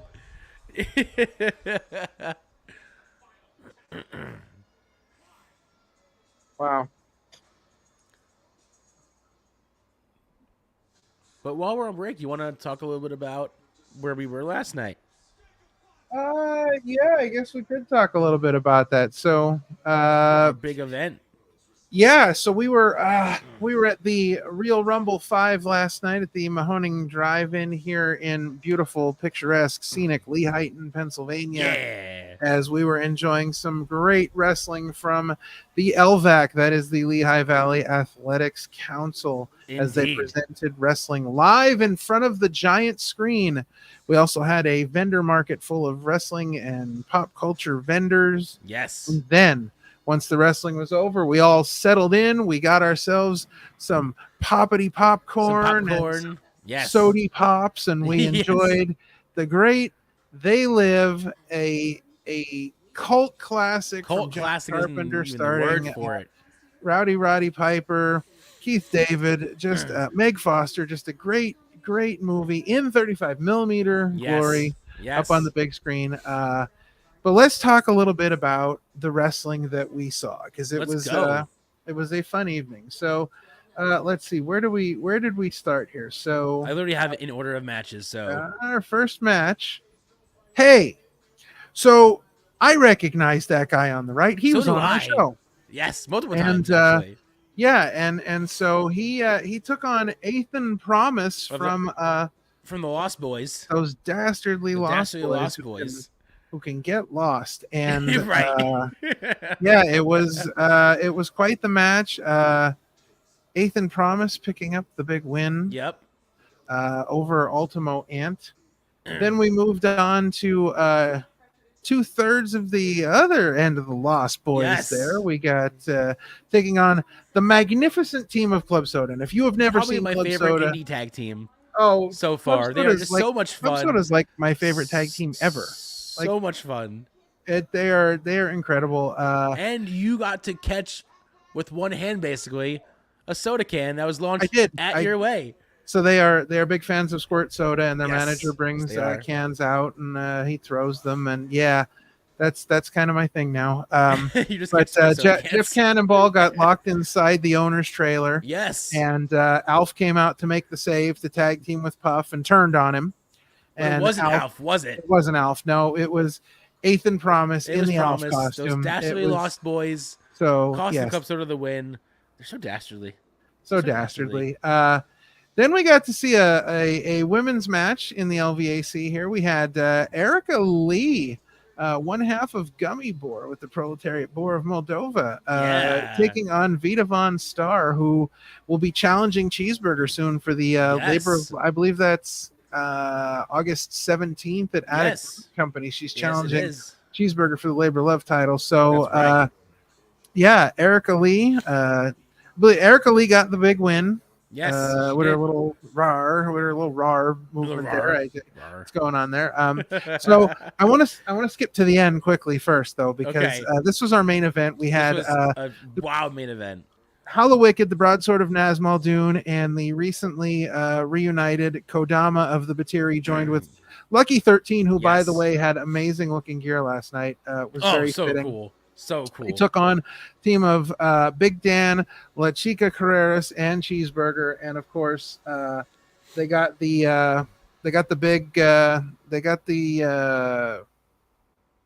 it was, I don't know, the ending of the thing was so ridiculous. It was wild. It was a So wild ending. we hear Ultramantis Black's voice, and he appears on top of the U-Haul Yes. by the entranceway. Or so we thought. So we thought. So Big Dan goes after him. Here it turns out Ultramanus Black, it was a decoy. It was the a real decoy. There was Black Ultramanti in the building. Threw Big Dan into the U-Haul. And of course, Big Dan's team not successful. Unfortunately, it was not a good night for them. Big Dan and Ultramanus Black's rivalry will continue. Oh yes. But the big match of the night for me, Hot Sauce Tracy Williams taking on the renamed Honey Mustard Drew Gulak. That was the best entrance. That was the best part of the whole show. So yes, Honey Mustard Drew Gulak, and Drew Gulak getting the win, tapping out Hot Sauce Tracy Williams in a phenomenal match. Just phenomenal match. An incredible match. Great night of wrestling. And then of course they announced October 5th, Steel Stack SmackDown 3. Number 3, baby. We will be having an entire weekend of programming involving the LVAC, Steel Stacks. We're gonna do Steel pre-shows. SmackDown We're gonna 3. do all the fun stuff. Same as last year. There might be more than 3 shows this year. We might be having a little programming overload that weekend.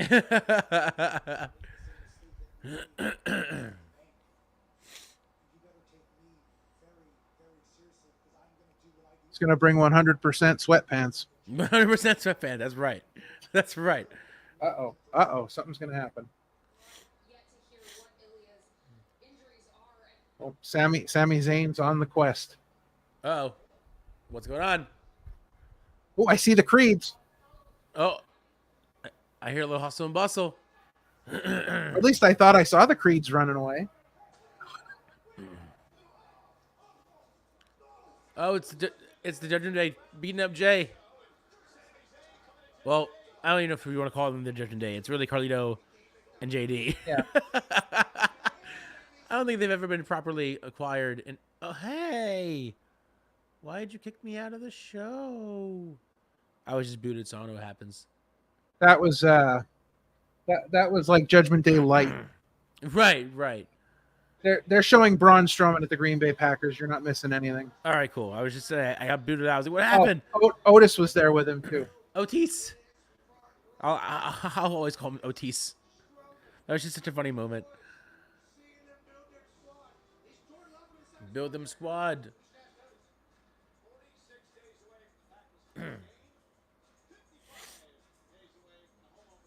Home opener, 55 days away. Not a big sports guy. I just heard what he said. All right, so who's gonna lose worst? I don't know. I have who's gonna lose? I have no interest in this match at all. Who's gonna lose worse, the New Day Light or the Final Testament? I don't know. I don't even care. Like I'm not even like. Well, you know what? Let's have some of this while you guys are maybe all watching the Final Testament shows. As you see, me and this guy over here have quality beards, I would say. Our third guy, who's around every once in a while, also has a wonderful beard. But if you need your beard taken care of, we know just the demon to give you that care.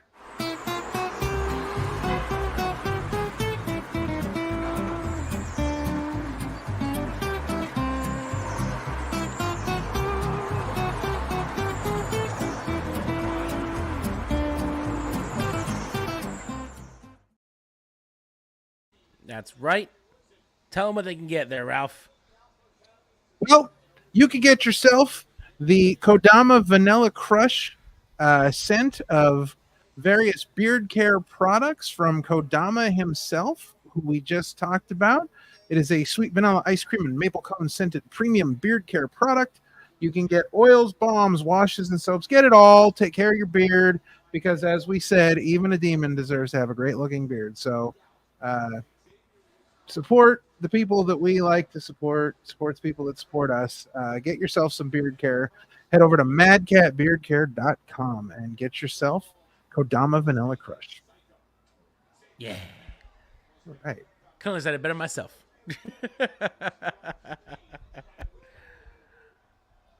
People out there, how much do you care about this match? Do you even care at all?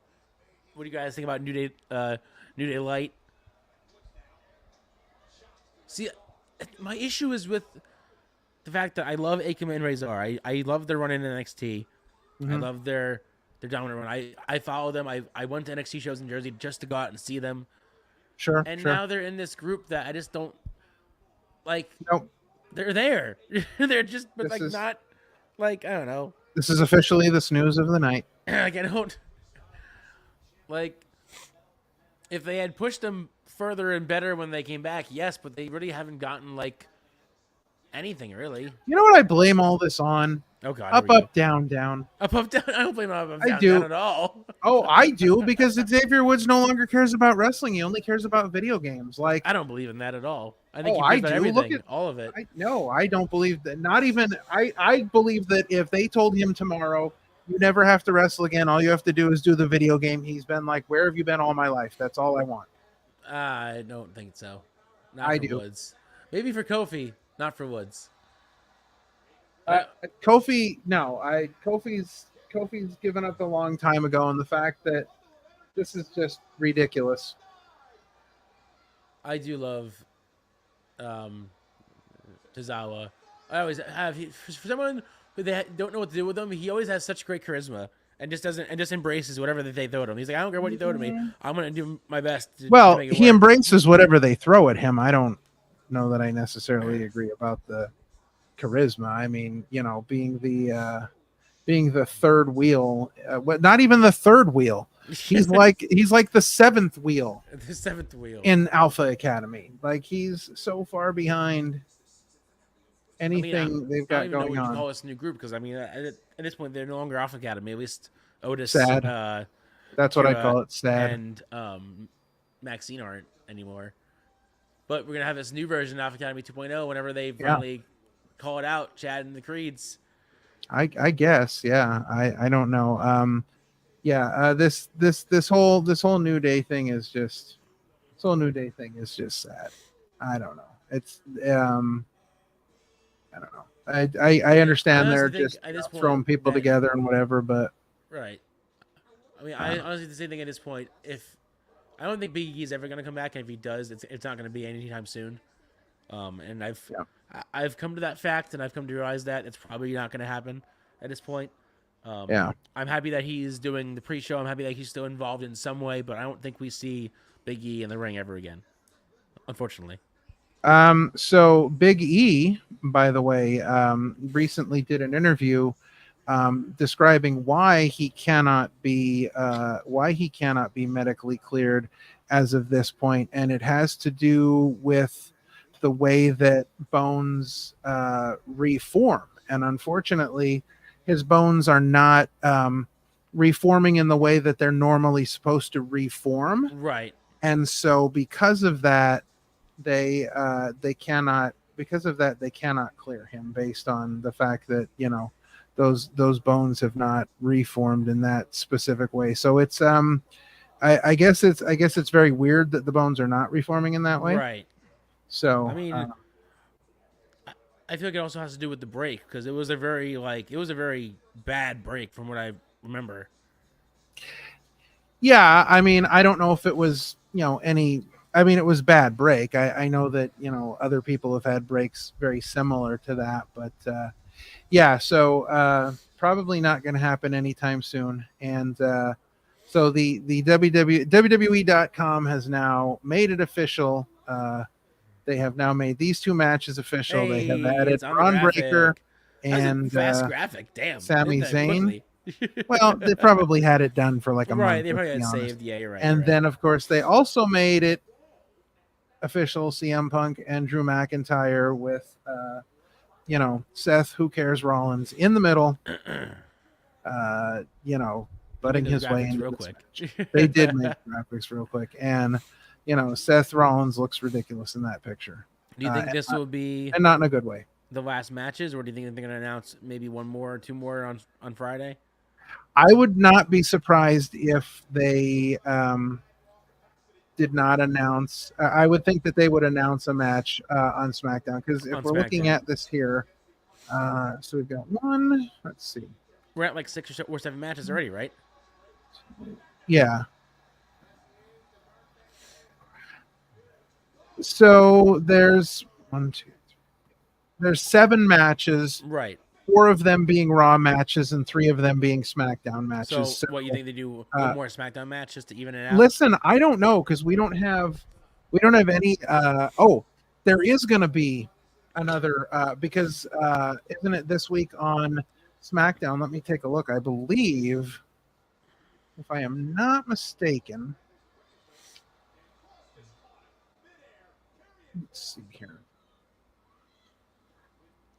I believe isn't there a tag team #1 contenders match this week on SmackDown? Because I saw something about that. There might be. I don't know if it was announced yet. I mean, it's still a little close to the. Well, too soon for them to base any announcements because they always take that so slowly. I don't know. I've seen the graphics. Let me see. I'm trying to find it here. Let me look at my resident news guy on our Discord and I'll see what's happening. All right, so far there's LA Knight versus Santos Escobar. Okay.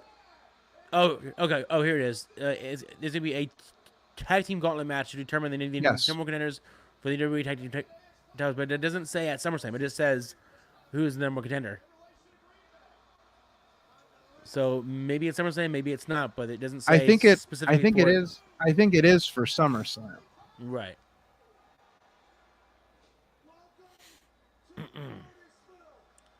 Otisville? All right.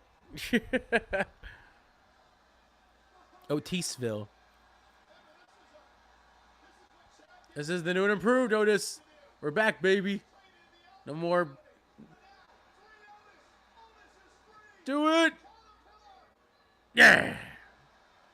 I love stupid moves like that. Like, I was just such a fan of the Worm growing up. Like, I loved seeing the Worm always. I always loved Road Dogs, Shake, Rattle, and Roll. Mm-hmm. I just loved goofy moves.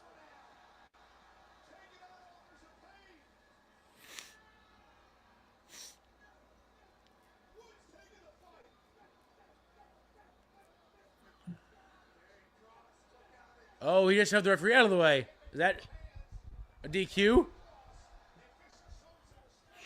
He didn't DQ him. All right. Listen, that was basically an F5. It's pretty bad if you lose to the Final Testament. I'm sorry. Like, at this point, that's pretty bad. Maybe they're gonna finally give him an actual push, or is this just another faux push? No. I mean, look who they beat. Come on.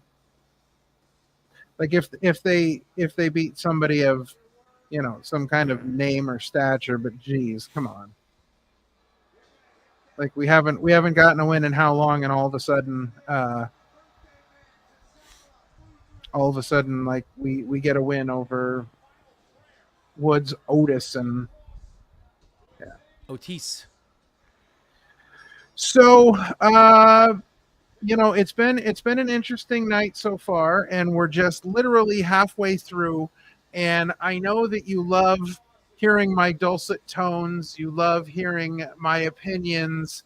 But I'm not the only one that has some opinions. No. And neither is this guy to this side of me either. We have someone else who's got some opinions. So joining us just in time for Chad Gable's entrance, guys, welcome to the show. It's Adam the Guy. It's me. It's me.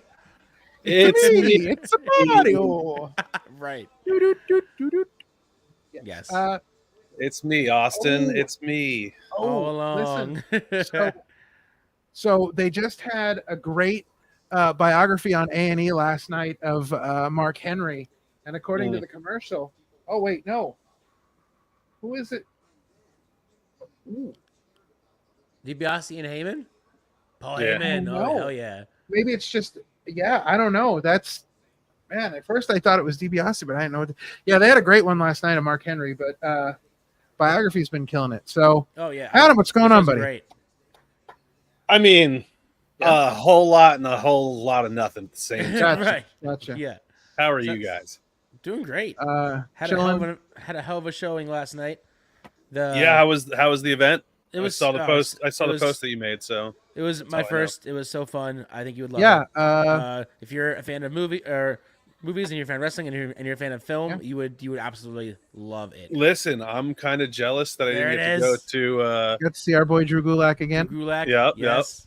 We knocked two bucket list items off. Yes, we being, did. We got Hollow Wicked. Yes, we did. And Nice. we got the Great and Devious Ultramantis Black. So we finally got to Yeah. talk in person about the Eye of Tyr that I've been talking Yes, about so forever. excited. So And Very basically- cool. He basically doomed my life for saying its name, but that's all right. All All right. Well, Yep. sometimes you just don't Look, say everything is- out loud. It is what it is, you know. Right. you know. It is what it is. Yeah. But yeah, Well, no, yeah. we had a great time. The matches were amazing. The vendors were actually really cool. There was comics, there was movies, DVDs, VHSs. So, That was In the sick. last commercial break, we were just talking about the matches, and we kind of ran into Show me the match end real of the quick. commercial break. But this was the match that was Such a this was good the match. best match of the night. Hot Sauce Tracy Williams, and when Drew Gulak came out, they announced him as Honey Mustard Drew Gulak. It was so good. It's so good. Yes, It was the but best. this Honey was mustard. a banger of a match. It was so good. It was really good. That had to be match of the night right there. Drew Gulak taps out Hot Sauce Tracy Williams. Both of them trainers at Catch Point in Philadelphia, so they are very familiar with each other. Have worked together for a long Yes, time. yes, yes. Great friends outside the ring. So yeah, that Good. was a banger of a match. So Nice. and we got to watch They Live. Yeah, We got that's. to see it for the first time. I'm Yeah. low key like bummed about not getting to see They Live at a drive-in. Like, It was. I feel like that's a dude, it was perfect so place to cool. do it. It was so cool Yeah. that they have their own station that you have to turn to listen to it. And Yeah. and They have before, Was that your first before- drive-in experience? That was my first Royal Rumble experience. I've been to a drive-in before, but not like that. Oh, okay. That's a totally different. That was a totally different experience. But I heard Gotcha. about it is that their station before the movie starts just plays wrestling themes. Yeah, because And that's they what- have which is like awesome. somebody Yeah, that it's runs awesome. runs the radio station before the movie starts. So yeah, they announce things and they play wrestling themes ahead of time. So yeah, it was really cool. I don't remember. I'm trying to remember whose video it was in. Somebody we were talking to. It might have been at the end of the Ryan Mooney and Dylan Mesh video. Maybe. one of the interviews we were doing, I could hear in the background the radio station was playing the Mounties theme. Yes. And so as I was standing there in the interview, I was just kind of quietly singing the Mounties theme. right. Right. I think it was the end of Yeah. the Ryan Mooney Dylan Mesh one, but Yes. That's hysterical.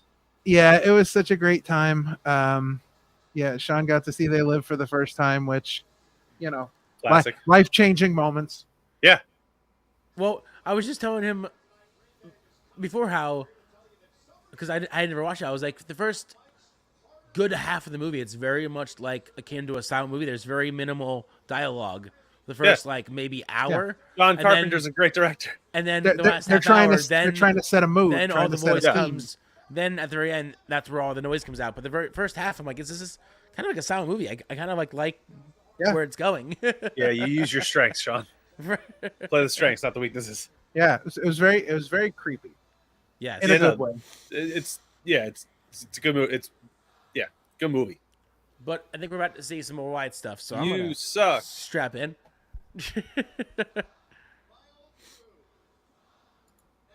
Mr. Stumbles, I will get to your question in just a second. I see it, but I'll post it up. It's just a second.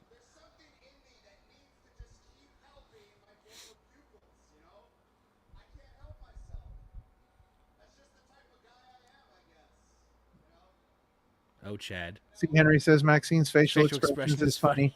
I think Chad Gable saying pupils is funny. Right.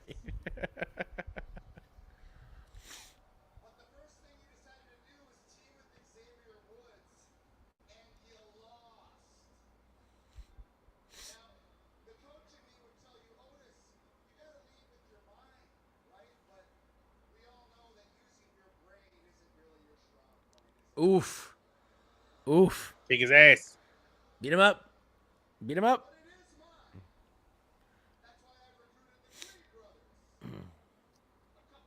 who no longer look like homeless gym teachers. No, they just look like the Creeds. They look like they fit the mold of the group, which is good.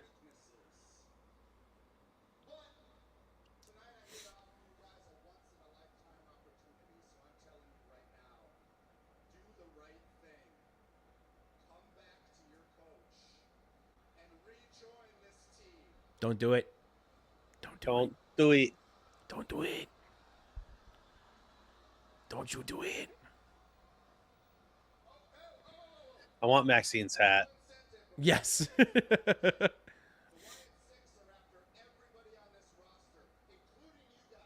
More like just you, Gable. Maybe. Yeah.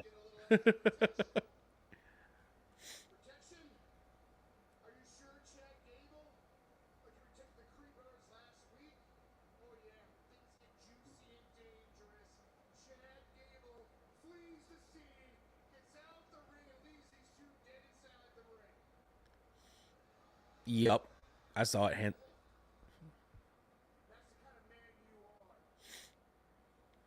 Damn. Say how it is, Otis.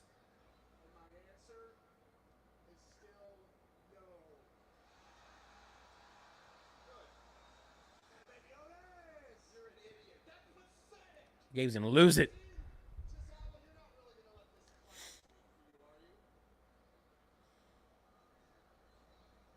Yeah, damn straight. The bond is good. The bond is good.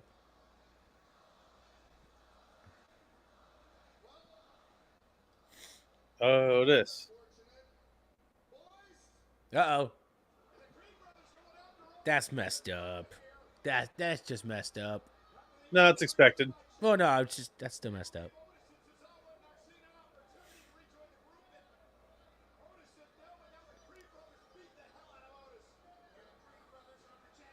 All right, Otis. There we go. Turn and look directly at him. Yeah. Yeah. And now Otis is going to get hit with the other two. Before it can, yep, see, there they are. Can't have it just yet.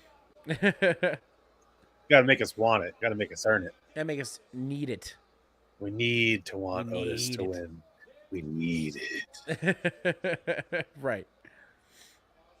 Oh, no. Oh, right in the turnbuckle. Right in the turnbuckle. Treating him like a piece of trash. Right. Like a government mule, as JR used to say. Ooh. Oof. That's a nice little stiffy. Stiff shot. Oop, Oh. That hurt. Yeah. Now he's got chairs. There we go. There we go. There we go. Silence. I am All right. silent. See you guys in 5 minutes. See you guys in a little bit. We're still here. We're just going to be watching intently. Oh, no, I'm watching. Watching. Seems like we're all in sync here. Pretty much. You fucked up. Yep. Come on. At least Nope. we're on USA. They're just muting it. Yeah. They're not blocking it out, at least. Like Fox does. You sons of bitches. They didn't mute that part, though.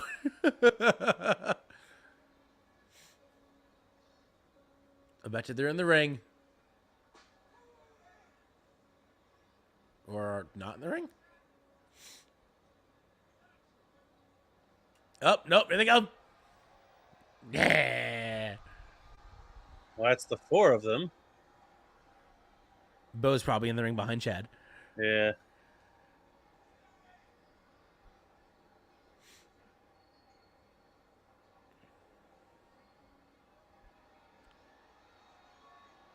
Yep, crowd's going crazy. And there's it's Howdy. Uncle Howdy. Uncle Howdy, baby. Oh, yeah. New mask, too. It looks like.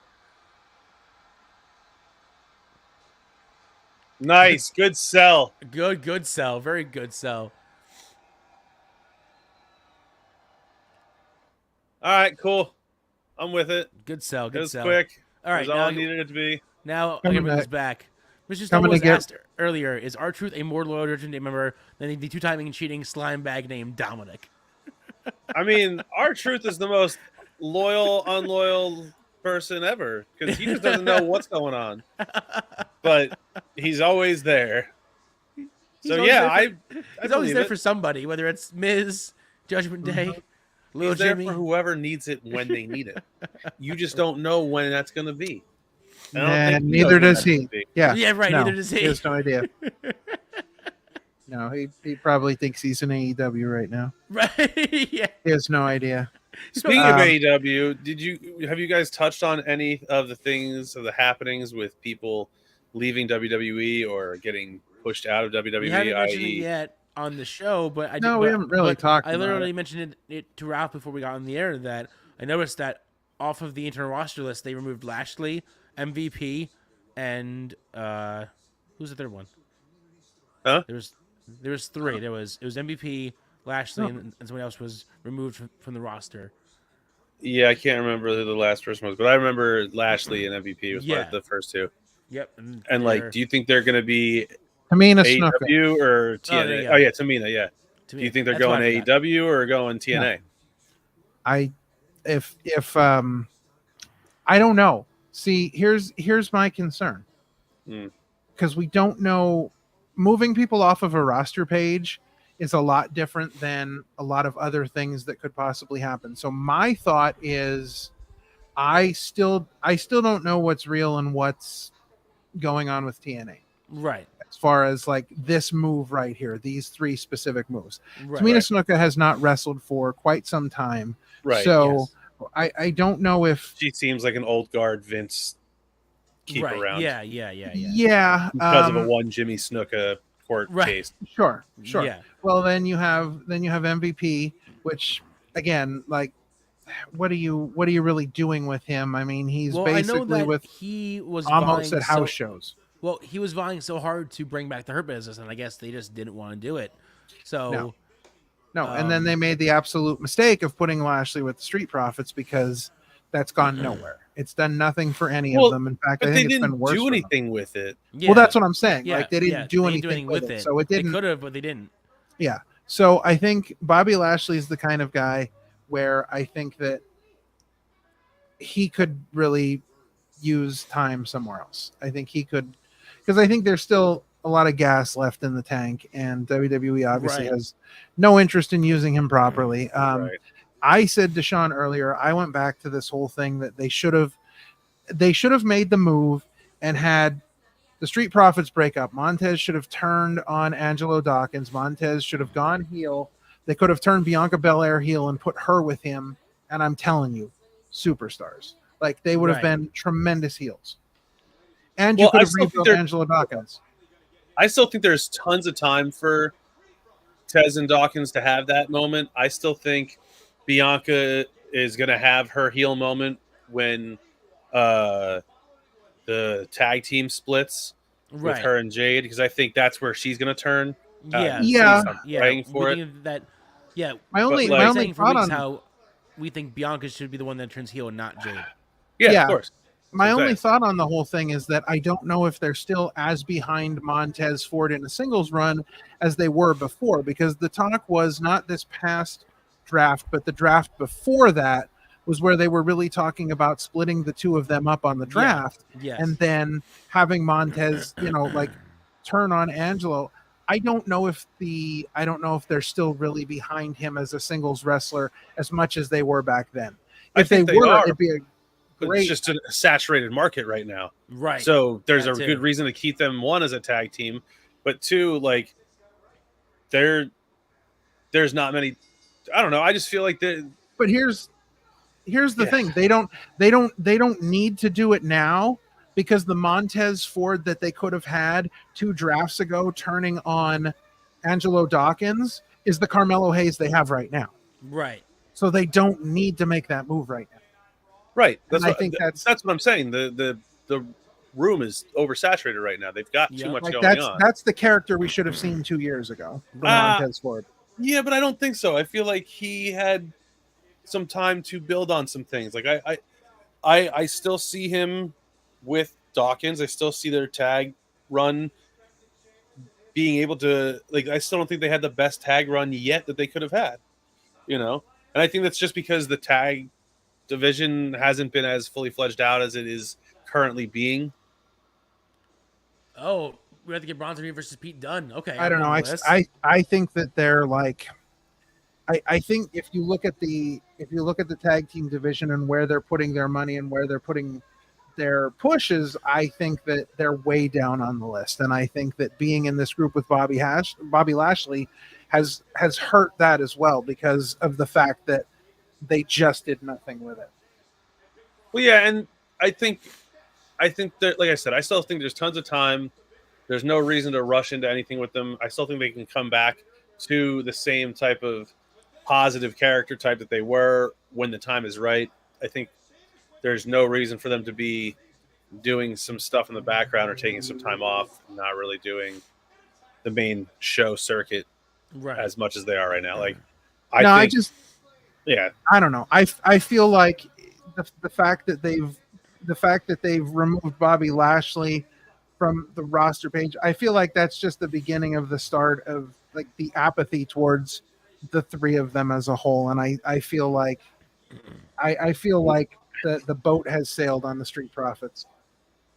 Nah, I highly disagree. I just think there's a momentary break. Because wrestling in WWE now is completely different than it used to be. People get time off. People get breaks. Oh shit! Wow. Yeah. Yeah, but I think we've got to keep asking the question: like, what is to say that they're going to continue? What is to say they're going to give somebody a push or get behind somebody when they've had all these ready-made opportunities and they keep passing them by? I don't know. Look at Sheamus on the screen right now. That's my answer. He's been around for how long, and he's had but you can't say that though. Terrible run. Yeah, you can say that. No, because he's. I think you can say that. I don't think you can, because you're talking about somebody who came back from an injury. So when people come I'm talking talking about somebody who started off that everybody hated, that everybody loved, that everybody hated, that everybody loved, that everybody hated, that had not good spells, and then came back after a while, was doing really good stuff for himself outside of wrestling, got people back around him again, and then had a couple banger matches, and now, is bigger than he's ever been. Like, it's crazy. I think there's levels to it all. I think Montez and Dawkins have tons of time left in the tank. They're super young. But I can't look at a single time in Sheamus's career where they haven't been behind him, and I can't say the same for the Street Profits. And I think that's your big difference. Only time will tell. I'm a hopeful optimist. I think that's the difference there. I think there's always, wrestling has taught me one thing is where you started don't mean shit. And what has unfolded doesn't mean anything. The only difference is Vince McMahon's not behind the steering wheel anymore. Which is why it's even more surprising that they made the move they did with Bobby Lashley, because that's a Vince move. That's not a Triple H move. What, to get rid of him? Yeah. No. Yeah. No, I think the reality is to put him in a group with the tag team and do nothing with him, and then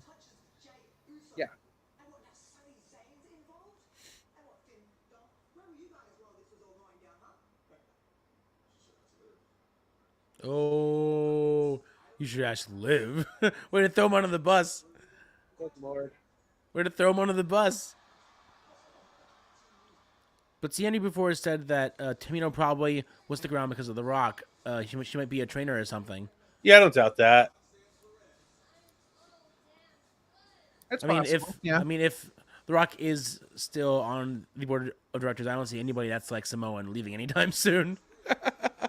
Yeah, but I feel like she would have been offered something to begin with. Like her and Natalya, I don't feel like there's any reason why they're not trainers. Well, Natty, I think, just re-signed finally after all that talk of no deal. Right. She re-signed multi-year deal. I don't know that she wants to be a trainer. Who knows? I think she thinks she's still got gas left in the tank, and obviously she does. Tamina? No, Natalya. Natalia. Oh, definitely has gas in the tank. Yeah. So She's gonna be I think she's gonna be coming around to women's Royal Rumbles for I'm sure. years. Yeah, for years. She's gonna be Molly Holly whenever she retires. As long as her husband continues to work there. Yeah. Right. Which is so crazy that he's been like their producer like for so long now. Does great work. Yeah, it's crazy. Mm-hmm. Does fantastic work. Produces some fantastic matches. Yeah. So interestingly enough, we saw again a little bit more of the Wyatt Six in the ring, kind of like again last week we had the Rowan video, and then we get the Wyatt Six in the ring. Now we had the Nikki Cross video, which was not even half the length of the Rowan video, and here we see the Wyatt Six. We got another video tonight. Yeah, it was. Yeah, but it was really short. It wasn't a tape per se. I mean, it was, but they said that it basically aired on the McAfee show, and then they just aired it from there. It was like a super short video about Nikki Cross, and it was just Uncle Howdy asking. Yeah. Asking her, I guess, if she's okay or whatever it is, and she screamed from laughing to screaming to crying, and then cut. Yeah, it was really weird. Under the mask still? No. She was back and forth. Wasn't wearing the mask, but it was like she started the video with the mask, but then it kind of cut to her with it went from her in the mask to her not in the mask, and you just see like the hair kind of down in front of her face. But it's not weird. What? It's not weird. This awesome shirt we have. Look at that Chillin. Great Chillin. Oh man, great, tremendous. Great, guys, we got segue. merch. Great segue. Guys, we got merch. Yes. Great segue. Opinion City will die. Yes, that is our Opinion City Wild LLC. Let us in. New merch. We've got all kinds of old merch as well, so don't forget about that. Get all your merches. Don't sleep on our fanny packs. Yeah. Yes. Good stuff. Get a fanny pack. They're still in style, right? Yeah. Mick Foley will tell you fanny packs never went out of style. Very true. Yes. So it's a satchel. Yes, that's right. It is satchel. Of course, I call it fanny pack. The satchel. Yes. All right. So, here's a question. So now, looking at the landscape of SummerSlam. Right. So, legitimately, we've got a couple different options here. Right. You've got Damian Priest and Gunther. Yep. You've got Cody and Solo. Yep. Mm-hmm. You've got Punk and McIntyre. All absolute banger matches. What are you putting on as the main? What do you go main event here? Where are we at? Cleveland? Yes. Yeah, it's in Cleveland. Which we've also got Logan Paul defending against LA Knight, the U.S. title. So isn't Liv versus Rhea? Liv and Rhea. Yep. And then Bailey's defending against Nia Jax. Yep. So far, there's 7 matches that have been announced, but I'm sure that on SmackDown they're going to announce another match. Yeah, because right now we've got 4 Raw matches and 3 SmackDown, so I'm sure they'll pick another SmackDown one. But what do you book as the main event? What's the Cody match again? Cody's defending against Solo Sikoa. That's your main event. Not because I want it to be, but because on paper that's your main event. Right. Because that's the most cinematic match. Because that's the story match. Because that's the you've been watching this for how many years? I don't know. If you want to that's make all true. If you want to make Reigns the surprise, unless that's the first match. Yeah. Well, that's all true. I think the equally compelling story is like the coronation of Gunther as world champion. I think that's just as interesting. Like, yeah, but it's revolving around the main event title versus the main event subtitle. No matter how you look at it, it's Cody Rhodes' title. Is it a title match though? Yeah. So then, a title match. Then, I think. Yeah, but you have to. I think World Heavyweight Championship is going to open the show, and I think Cody is going to end the show. I think you have to decide. I think you have to decide what you want that image at the end of the show to be. I mean, do you want it to be? It depends what's happening. Is Roman Reigns coming back? I think. Right. I think that puts a lot of it too. I'm just so curious what Rhea was about to say, because Rhea's pissed. Well, she's about to challenge Liv. Well, no, Or not challenge, but it's already announced. Yeah. Call Liv out, or Yeah, it's I right don't there. know. It's right there on the screen. Women's Championship match, Liv versus Rhea. Yeah. We're respecting the pause, Sean. We're not going to watch it until after the movie.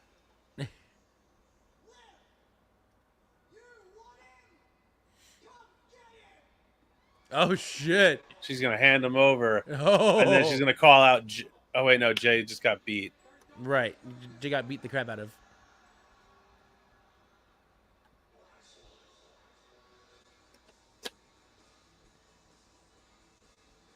Oh, I never really wanted him.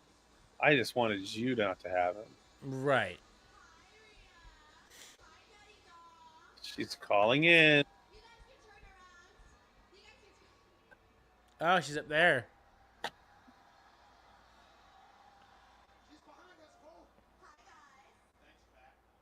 All I know is that she ain't my champion.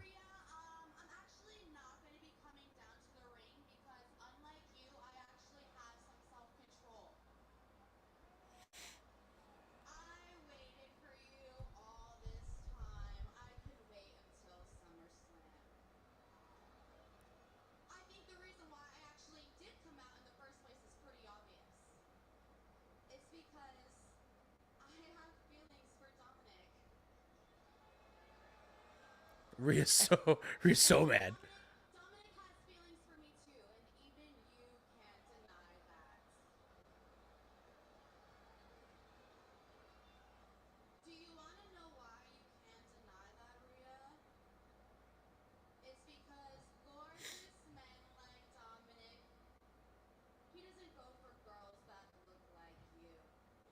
Oh, so we're going that route, huh? Okay, cool. Sick.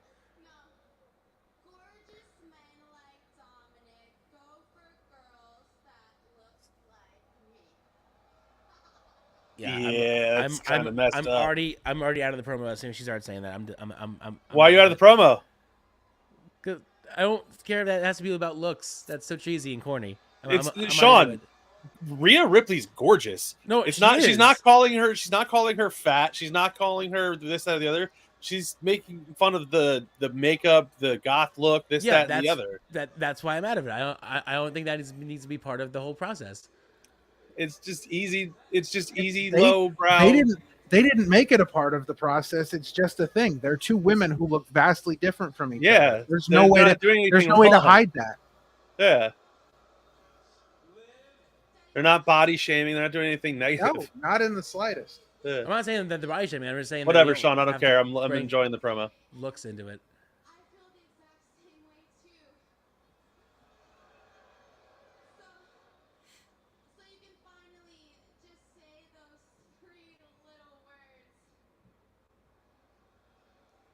Ooh.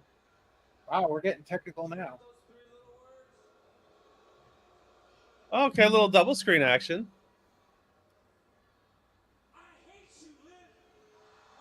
Yeah! Good.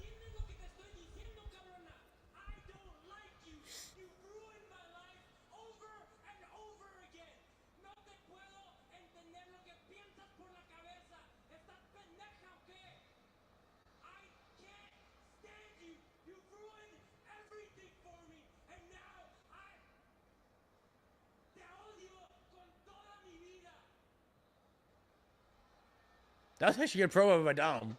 I'll say that. Dom? Yo, I've been trying to tell everybody. Dom is elevating the game around everybody he's next to.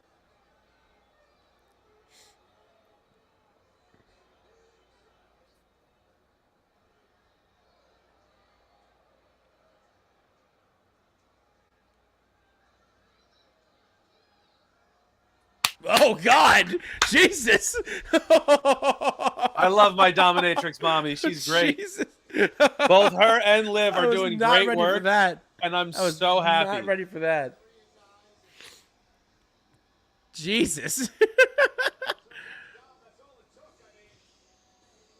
I don't know who I feel worse for.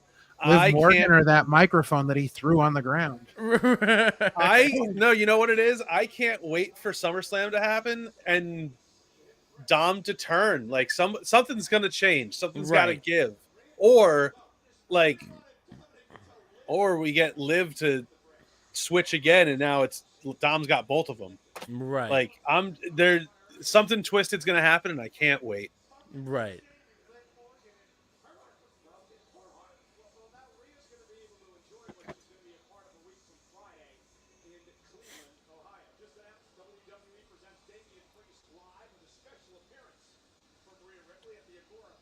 At the Agora.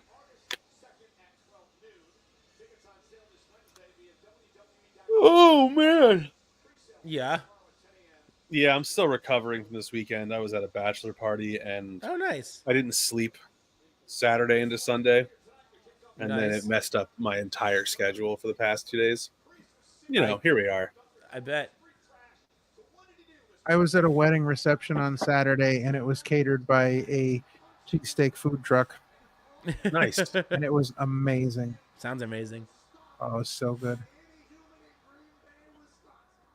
What was it? Just like you just got your food outside, or it was? So just, it was at a country club, and so it was at their outdoor pavilion, and the country club did hot dogs, hamburgers, and French fries, and then the food truck had cheese steaks, empanadas, mac and cheese, fish fritters. Nice. Oh, shit was so good. So many options. All the options. Yeah. I want food. Me too. I'm really hungry right now.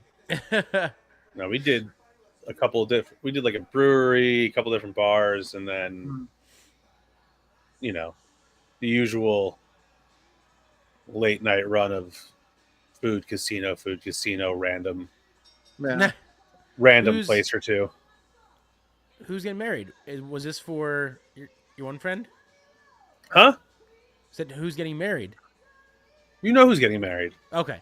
I didn't know that it was this weekend, so that's all. Yeah, it was Saturday. This past Saturday. Gotcha. I was out of the house by noon, and I didn't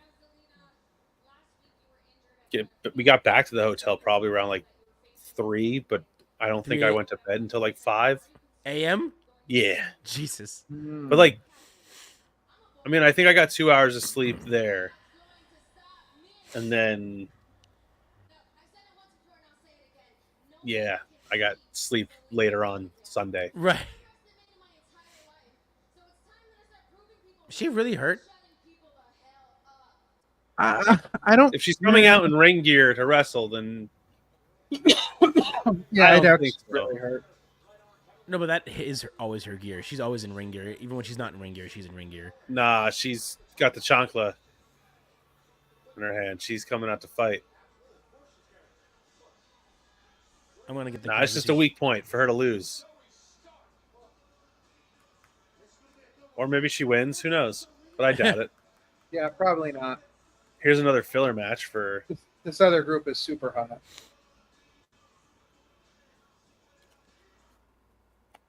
Oh man. No, yeah, I Yeah. just wanted to pop in and say hey because I wasn't here last week. Yeah. Right, radio. You know.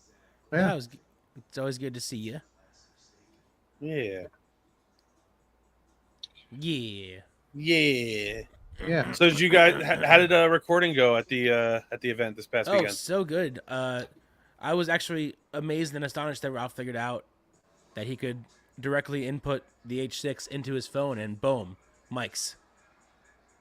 Yeah, I mean, Which is- realistically, is it just like headphone jack input type deal? USB-C. No, it's USB to USB-C. Yeah. Oh. And Yep. he was able to plug it directly Nailed into it. his phone charger and then nailed it. Done. We got mics. Yeah, I brought my the, mics. I brought his mics. We all brought The- different mics. Yeah, I Zoom saw H- the picture that you guys had your mics with it, so like that's Yep. cool. Yeah. The The Zoom audio H6 sounded great. ran yeah. phantom power from the cell phone. Yeah, it was really good. It worked out really well. Yeah. Mhm. We love that. Well, yeah, it's nuts because we were watching it back and there was a crowd there, but you wouldn't know. Yeah, because you have super directional mics. That's You like wouldn't know. that's the trick. Yeah, you wouldn't know, but there was a crowd there.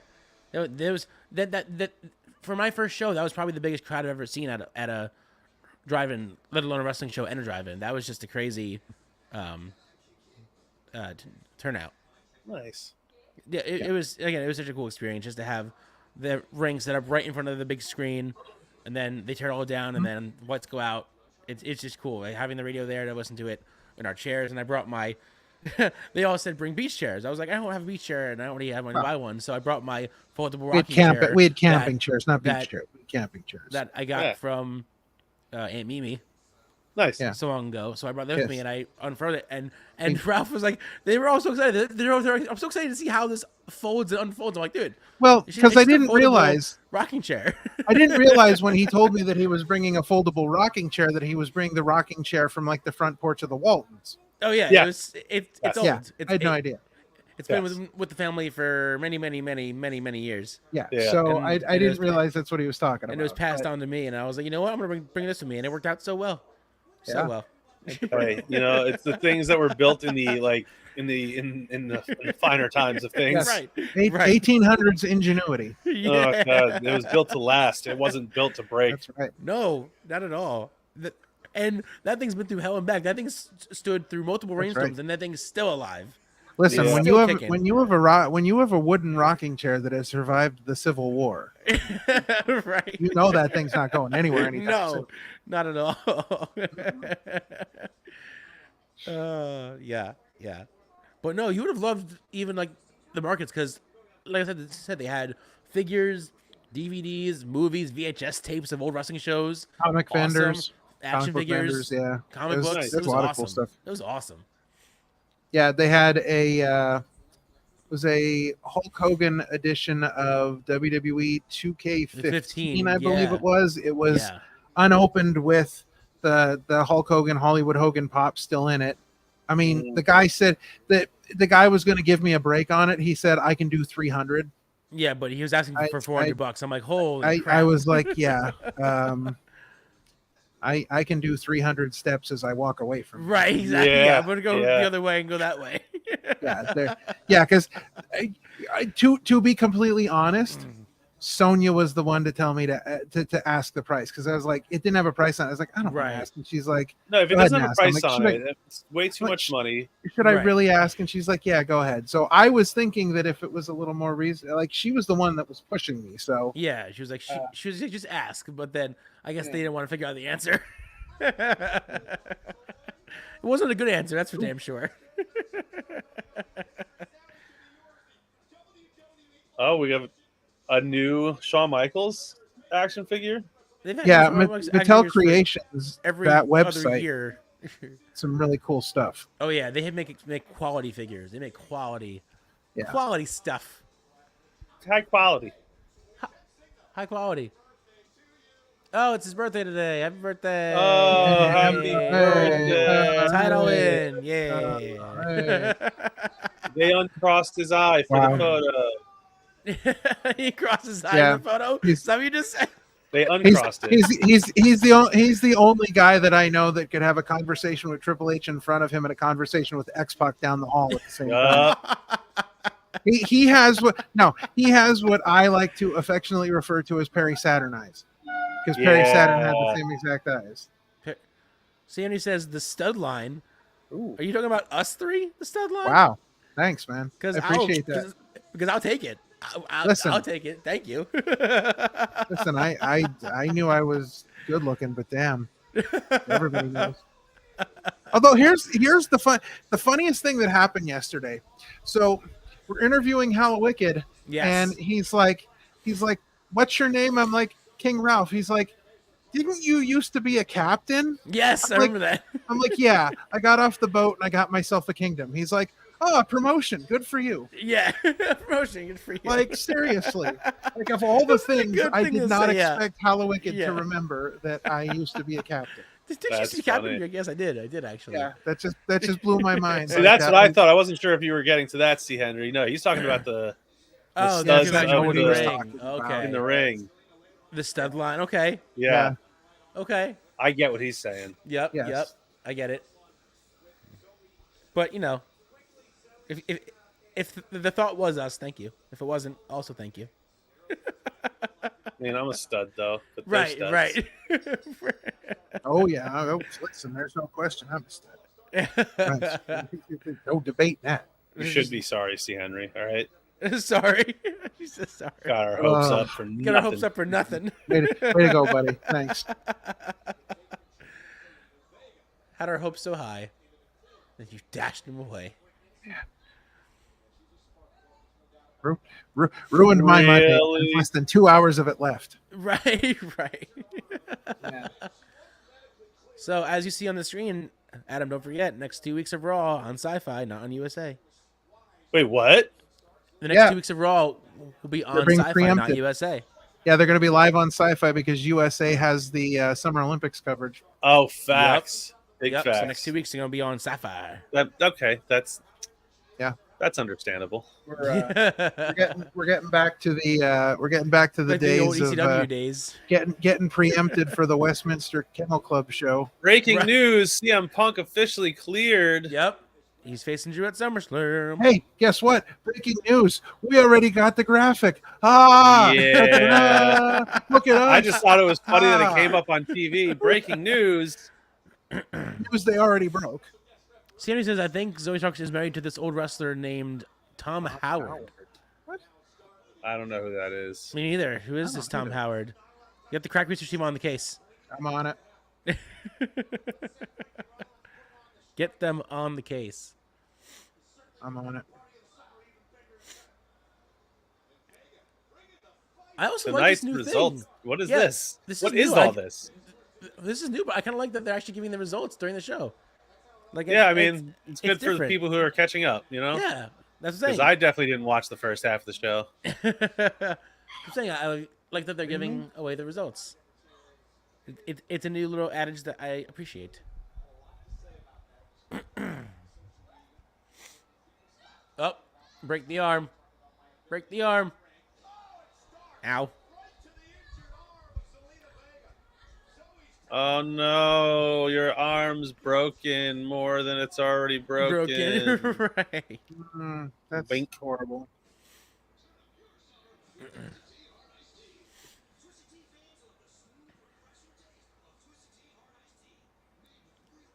I would say it was really cool watching They Live, and then after every big line that Roddy said, everyone clapped.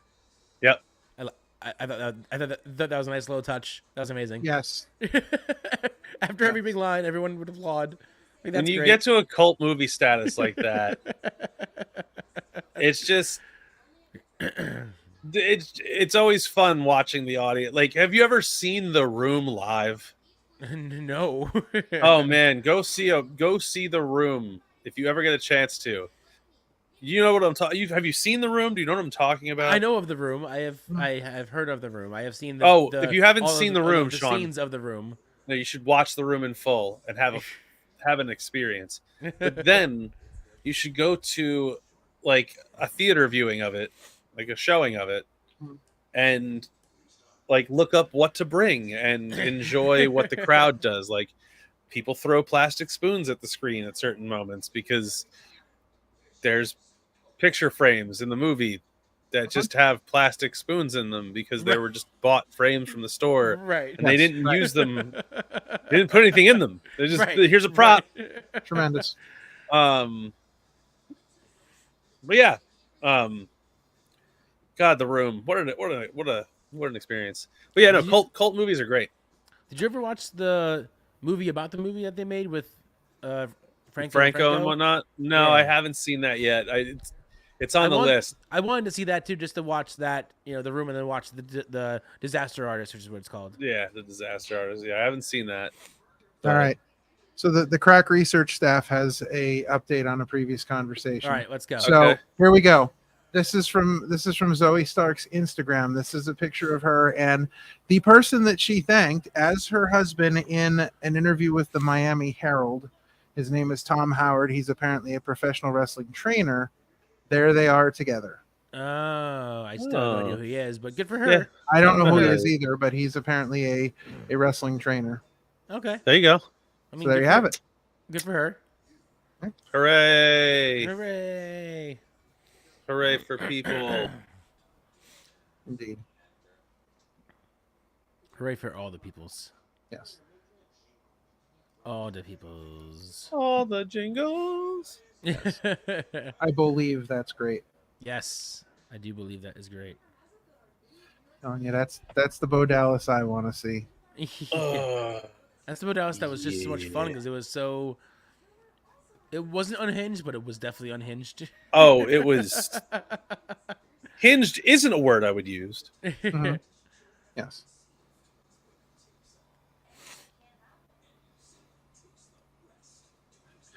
Indeed. Indeed.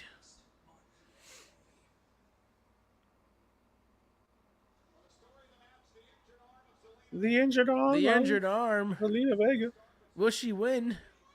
Oh, my camera died. What? Oh no! What? We lost him. I thought we were charged. Oh We no! lost him. I hear him, but I don't see him anymore. Oh no! I'm technically around. I don't know what's happening. You're like John yeah, Cena. My battery's exhausted. That's what's happening. Battery exhausted. Oh no! Yeah, I'm exhausted, but I'm still here and working. Yeah, we're still here. Jeez. Wow. So you're now enjoying the 1/3 audio only edition of of Show with the OC. Wow. Is it really dark in the hole where you're at? Right.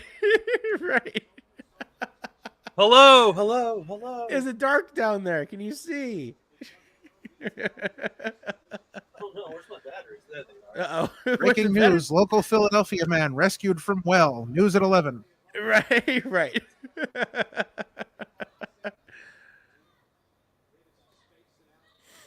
Oh, it's funny. Wow.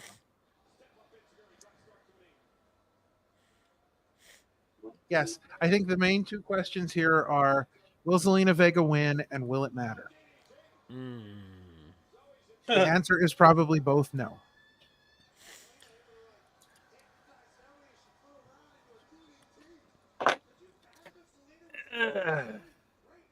Oh no! And Are we out of the well? Are we out of the well?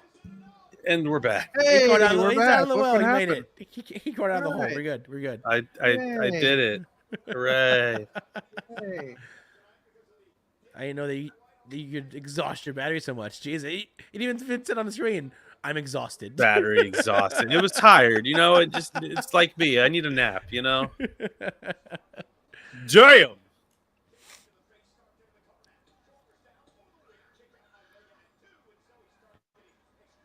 Well, I guess expect Putting some a lot big of ratings pressure on that Sci-Fi broken next 2 arm. weeks. What? Rescued from well. Breaking news, yeah. Right. That's me. It's talking about me. Yeah, I was. Yeah. Yeah. We're happy that you figured that out there. Oh, look, it's more people I don't care about. Oh, it's those two again. We're 3. I'm sorry, not 2. Hey, That remember the rest of our women's division? They need to do things too for SummerSlam. Right. I think that means that Zoe Stark and Ow! How did Sonya you and land Shayna, on your arm and not feel anything? If they're it's going to have to get a broken in the- 4th now because they've got 4 opponents. And Vega won. Well, I was and all. half right. Yeah, Zelina Vega did win, but it didn't matter. Yes. Yes. Yes, let's summon arm now after the fact that I didn't summon arm the entire match. As much as I love wrestling, I just love certain tropes. I'm injured, but I'm not going to sell it the entire match until the very end.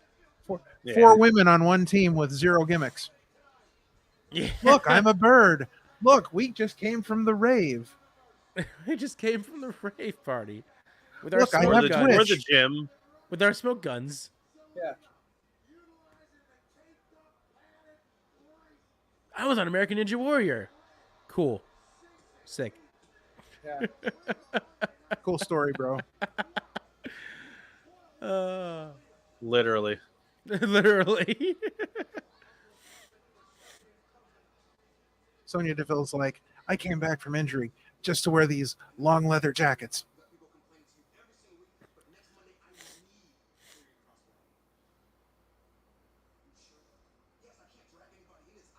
Oh, I hope it's Xavier Woods versus the entire Final Testament at Nope. SummerSlam. He's just at SummerSlam. Just one versus all. Why? Well, because he said he has to do it by himself. Said he can't get anybody else involved.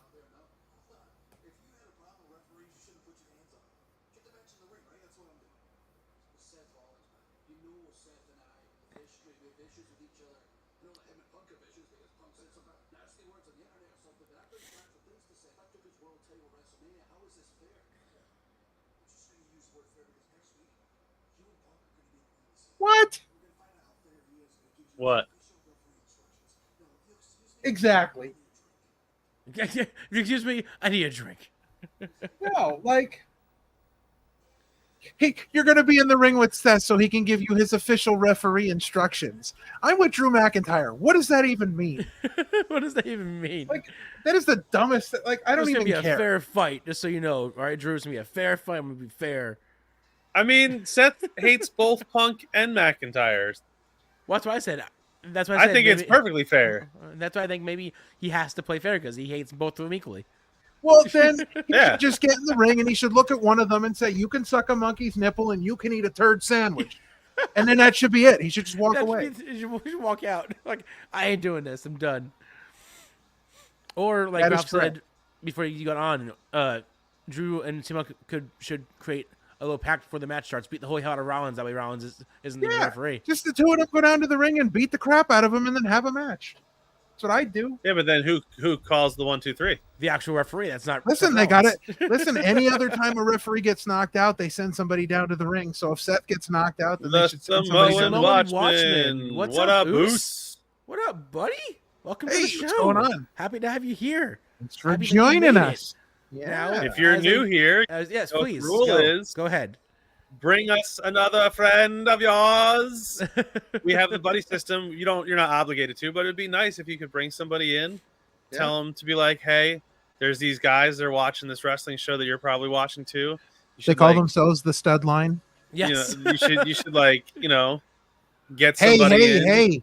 Look But at like, this. yeah, Yes. Sub thank in you. now. Do Thank it. you Do it so up. much. like, Thank you so much. subscribe, Like, give us share. that thumbs up, You have no idea how much we appreciate that. Seriously. And then, like, Sean, hit them with the Discord. Yes, I hit him with the Discord. Hit him with Yes. the Get on our Discord. Discord. Hit him with the Discord. And come hang out with us when we're not on YouTube.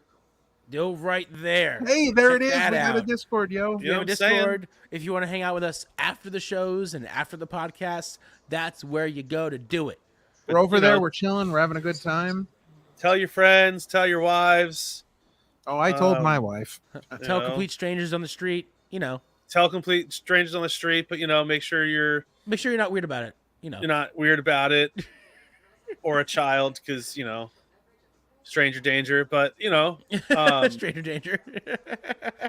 just come around and hang out and have fun with us, and then And bring all your buddies. bring a friend or two, because yeah.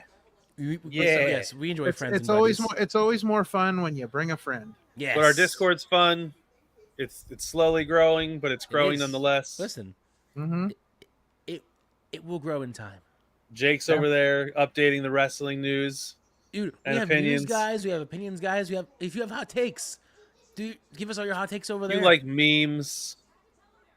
Oh yes. You like food. Yes. Bring a Oh yeah, stranger, we like all please. kinds of stuff. Please bring a stranger. Oh, Yes, yeah, do Bring a it. please stranger. do. That's Yes, please. fine. Yeah, It's yes. just- Listen, as long as you introduce yourself, Yeah. then we're not strangers anymore. Right, yeah, look, right, right. I'm all of the stranger danger's fine with me. It's just chilling with the OC. Nobody's stranger than us. All right, children, Right. don't listen to King Ralph. He's not a good king. But you listen to your parents. Yeah, Oh, listen to King Ralph. Listen to King Ralph. No, if yes, listen to your parents as well. Oh, why was I muted? Don't. I didn't Gee, even I notice wonder. that. Gee, I wonder why. Didn't even notice. Didn't even notice that. Didn't even know he was muted for a second. Oh, that's great. Oh, love it. You got shunned for a second. Do you realize you got shunned? Oh, listen. This is not 1492 in the Amish village. We're not shunning. We're not shunning. This is not, No, this I is shun 2024. We're telling you directly I to your shun face. thee. You're the worst. This is not the Shroot Beet Farm. We don't shun. Right, yeah, it was absolutely the Should Be Farm. So somebody at work today, we had somebody come in that was like just working a few hours, and the pharmacist said, "Oh, well, she's just working some special projects for me." And the guy across from me was like, "Special projects? What are you, Nellie Bertram?" Oh God. I don't get that reference. I'm sorry. That's an Office reference. Oh yeah, sorry. Oh, I'm man, the that's worst. You Yeah, are I'm the not the- worst. You are Not the Oh, biggest you're- Office fan. Not to say it's bad. I just didn't watch it enough to have it committed to memory like that. I'm sorry. I love that they're running a commercial for The Rock's Vanity Project, the Oh. WrestleMania doc, where he basically says that, we only had WrestleMania 40 because by the grace of The Rock. By the grace of the Rock. Yeah, pretty much.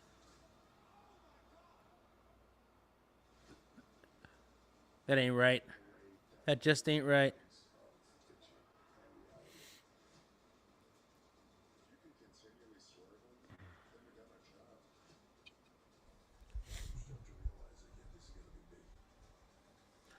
I just love how watching back this documentary, it was basically The Rock just saying, "I did it all. It was my idea for everything." I don't feel like he said that the entire time. I feel Basically. like that's His paraphrasing. attitude said that. I mean, every time his you attitude turn was he said, around, so I talked to Triple H. I talked to them. I say we should flip I it. did this. I This said was my this. idea. I I did came that. up It with was this. all I much told like- him to do this. It was so much about. It was basically just me. I said that we should switch it because I listened to the Man, fans. y'all drink the Kool-Aid too much. It was basically like an hour-long interview with The Rock with, B-roll footage of WrestleMania. I don't think we watched the same documentary, guys.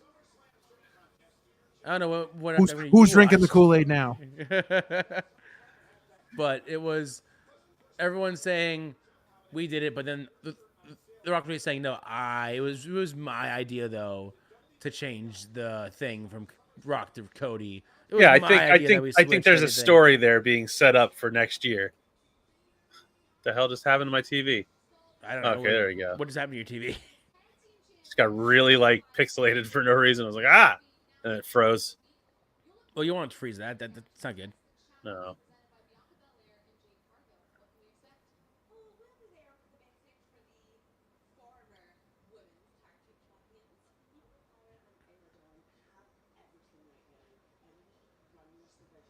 Do you think they do this match at SummerSlam and make it 9 matches?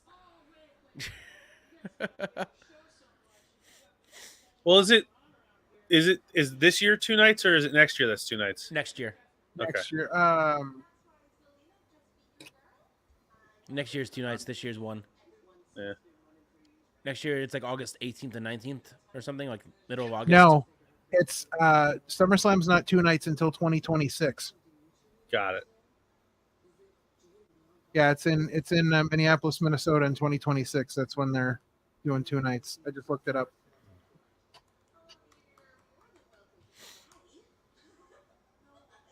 Oh, okay, 2026. Okay, so the next year is still 1. I just don't want them show. to lose the titles. Don't want them No, to lose the titles. I agree. I want them to hold them 100%. for a while. Oh, it's way too early for them to Yeah, lose the they can't titles. lose it. Yeah, yeah. Definitely don't want them to lose it this soon.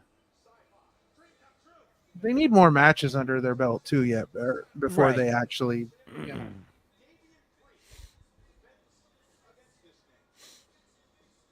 Gunther. Gunther! More promos from Gunther. It's his time for me. I really feel like if they don't give him the belt at SummerSlam, it's like we've said on the show countless times. It's a missed opportunity. I think it's his time. Yeah, I have a hard time believing they're pushing him this hard. Yeah, this hard to not Not win. gonna make the Yeah. switch.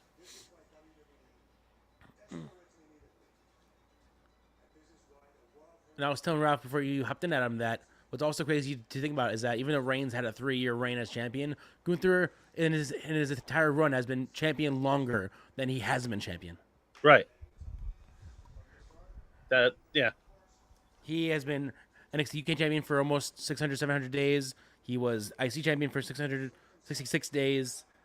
He's been a champion more often than he has not held a belt in his Right. NXT and WWE run combined. So it's just time for him to hold another belt.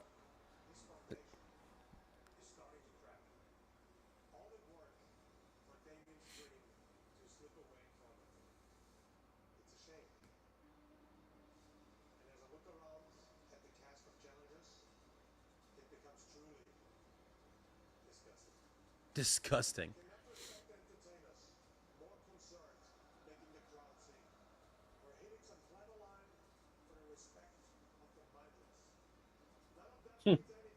Damn. Calling all the shots out right now.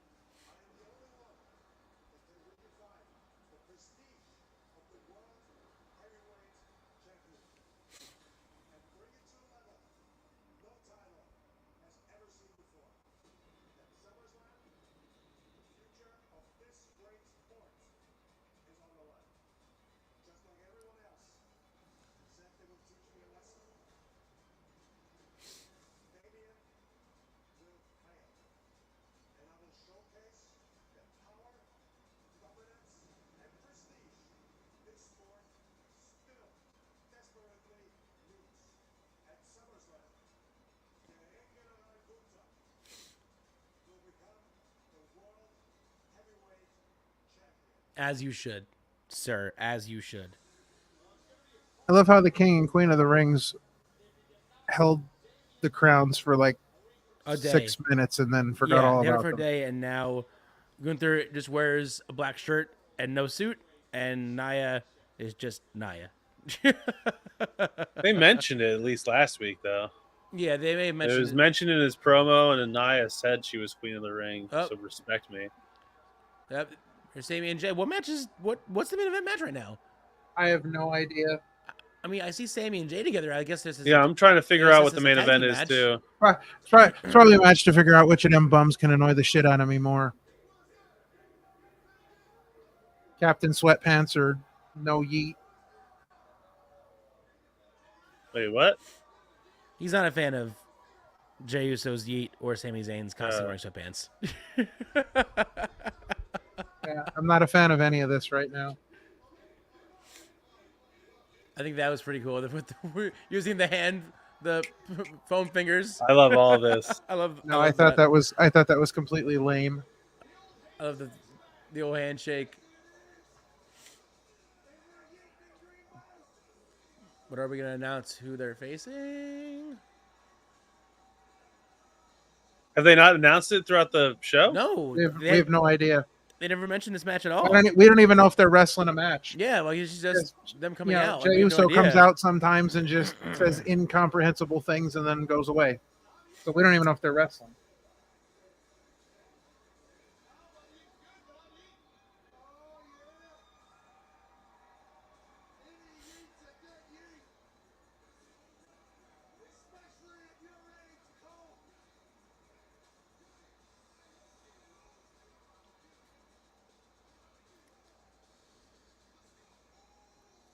See, Henry's also on the King's side. He says, honestly, I'm also tired of Jay and Sammy. Oh, thank you so much. So Henry's on your Appreciate side there, your support. Ralph. Appreciate your support. See, Henry is on your side there.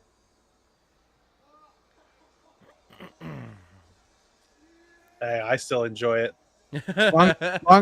See, Henry, longtime watcher, newly crowned #1 fan. Newly crowned #1 fan. Yeah, I'm gonna have to give C. Henry a special title in the King's Court. Yeah, right. Come up with something good. Something clever. Something Yeah. clever. Yes, yes.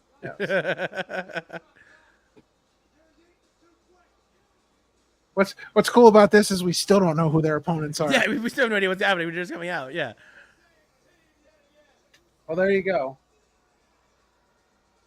Oh, okay. Bauer and JD. Yeah. See, they Yeah, it happened during the backstage segment. No, but they never announced it. But they didn't announce it though. Yeah, they never announced anything. They just said, "Oh, we're gonna take care of it," and but there was no announcement of. Yeah, match. but They that said, in wrestling terms is we're gonna get it taken care of.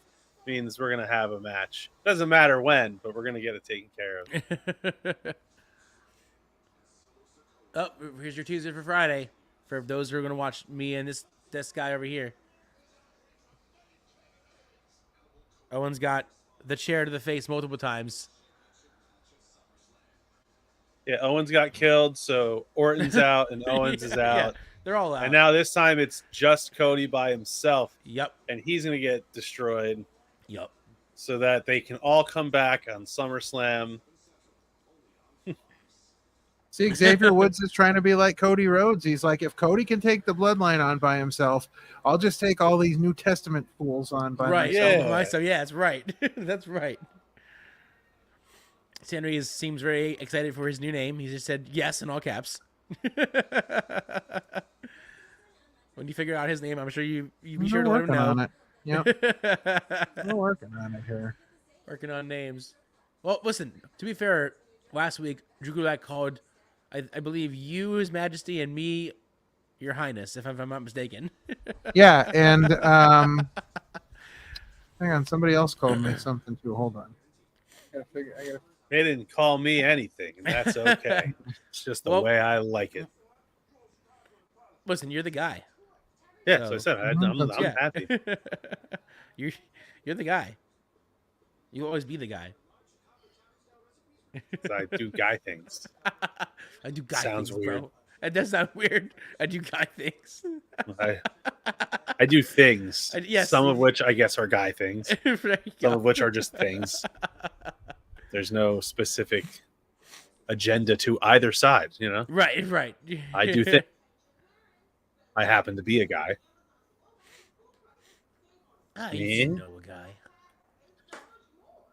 guy.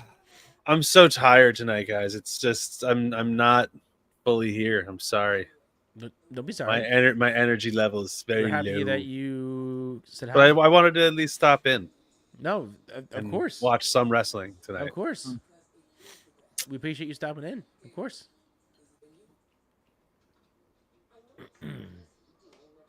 Oh wait, Friday I'm not going to be around, Sean. Is it we this discussed Friday this. or It's this Friday because I'm going to be at the Blink concert. Oh, okay. Yeah. Okay. Yes, But yes, isn't it- yes. But so it's not next Friday? It's this Friday and next Friday. Or no, Okay. it's just this Friday and the Friday after. Okay. Friday after next. All right. So The 9th. right. Yeah. Yeah. It's this Friday and the 9th Okay. that I won't be around Okay. because Blink concert and then my nieces. Right. So you may only be chilling with the bro on Friday. Just a bro. Single bro. If Aaron was cool, I'd tell him to hop in with you, but Aaron's not cool like that. Plus, he's got a kid. Right. Aaron's cool. He's just not cool like that. You know, he don't want to be on No on a camera, camera. no thing like that. No. Not his No. bag. Yeah. We'll see, Not but his bag, baby. if we have to do a chilling with the bro, I would totally do a chilling with the bro, and we'll just come. You hang out know with me who and you just should- talk to me. Well, no, it wouldn't work because he's probably training. I was Who? about to say you should get the Italian tank on. Yeah. If it wasn't Friday, yeah, but that's what TRL that- is. So yeah, huh? Yep. I'll figure it out. If I can find somebody, I will. If not, I don't mind doing a little chilling with the bro show solo, little Parma show. Chilling with the Sean. Yeah, you're right. Chilling with the Parma. As long as y'all are here with me and y'all are in the chat with me, I'm good. I have my audience. I have my people to interact with, and we can watch SmackDown together. Done. Smack it down. Smack it down. But there will be a small hiatus only on one day because we're doing a wrestling thing that Friday, me and Ralph. When is this? The 16th. August 16th. Well, if I'm not working that night, because I go back to work on the 12th. I don't know what my schedule is like yet, but once I know my schedule, if I'm around, We will be in the area. That is correct. you know, So, where's the event at? that's a good question. Crack research staff is on it. Hold on. We had time, but we just know the date. Yeah. We're going to get to all the details in a little bit. In due time. We have about a month, a little less than a month to figure it All out. right, let's see here.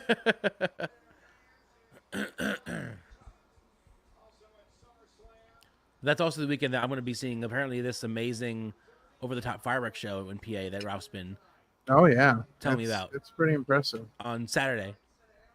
Is that Saturday. what day is that? August Saturday 17th? The 17th. There's a Okay. fireworks show. Where's the fireworks show again? That's a good question. It's around here somewhere. Yeah, it's more by Ralph, but yes, he's been telling me how it's this really cool event. They have this really cool thing, and they do like these crazy fireworks. I'll find a picture. I'm like, I'm down. And how far away from me are you, Ralph? About I think like an hour and 15, maybe. I want to say I'm not 100% sure, but that's further than I want to drive. There you go. Well, right at night. Well, yeah, that night, right? I mean, I would assume it's at night. Yeah. If it's fireworks, well, you know, I think it's I like can't really see them during the day. too. I don't know. I think it's like there's it's like maybe like 5 o'clock it starts. There you and go. then there's like stuff before the fireworks. And then I'm assuming fireworks are like 9 o'clock. Yeah, after the sun goes down. Right. I want to try and go to one of the fireworks this year at Seaside because I'm right there and I could do it on Thursdays. I'm now closer to the Seaside High School Walk than I am my own boardwalk. Yeah. I'm like maybe 10, 15 minutes away from Seaside. I will always love this theme. I love this theme. I love all of the different remix themes. Like Finn's is cool. Damien's is cool. Yeah, Finn's is probably my favorite remix theme. Finn's is really cool. So is like Carlito officially sworn in now? Because now that he's walking out with them, or like, what's the deal with Carlito? Is he officially like with them or not? Like Carlito's there just to say, "Cool, not cool." Take a bite of an apple, right? And play video games. That's what he's there for. Yeah, he's there in spirit. He's just. I wish he was more than that. Right, but that's what he's there for. I feel like he's there just to be like when the Judgment Day finally dissolves a little bit, he's just there to be with Dom. Right. For the next thing they do. Right. It could be. But I really don't know what his job is. I don't think anybody does. Yeah, I don't think anybody does. I don't think he knows. I just think he's like sick of getting paid and I'm on TV. And I get to eat apples again. Right. He's just. That's what it's all about, the apples. You know, not that the apple thing ever really went away, but. It's all about the apples and all about TV time. Not Chris Jericho. Now he just gets to say cool in purple. Yes. They need to add a shirt that says, you know, the Dom and Rhea and Finn and R-Truth and Carlito on the bottom. Yeah. Or like cross out R-Truth and have it be Carlito's name instead. I just want a shirt that says "That's cool" now in purple. Right. That's cool now in purple.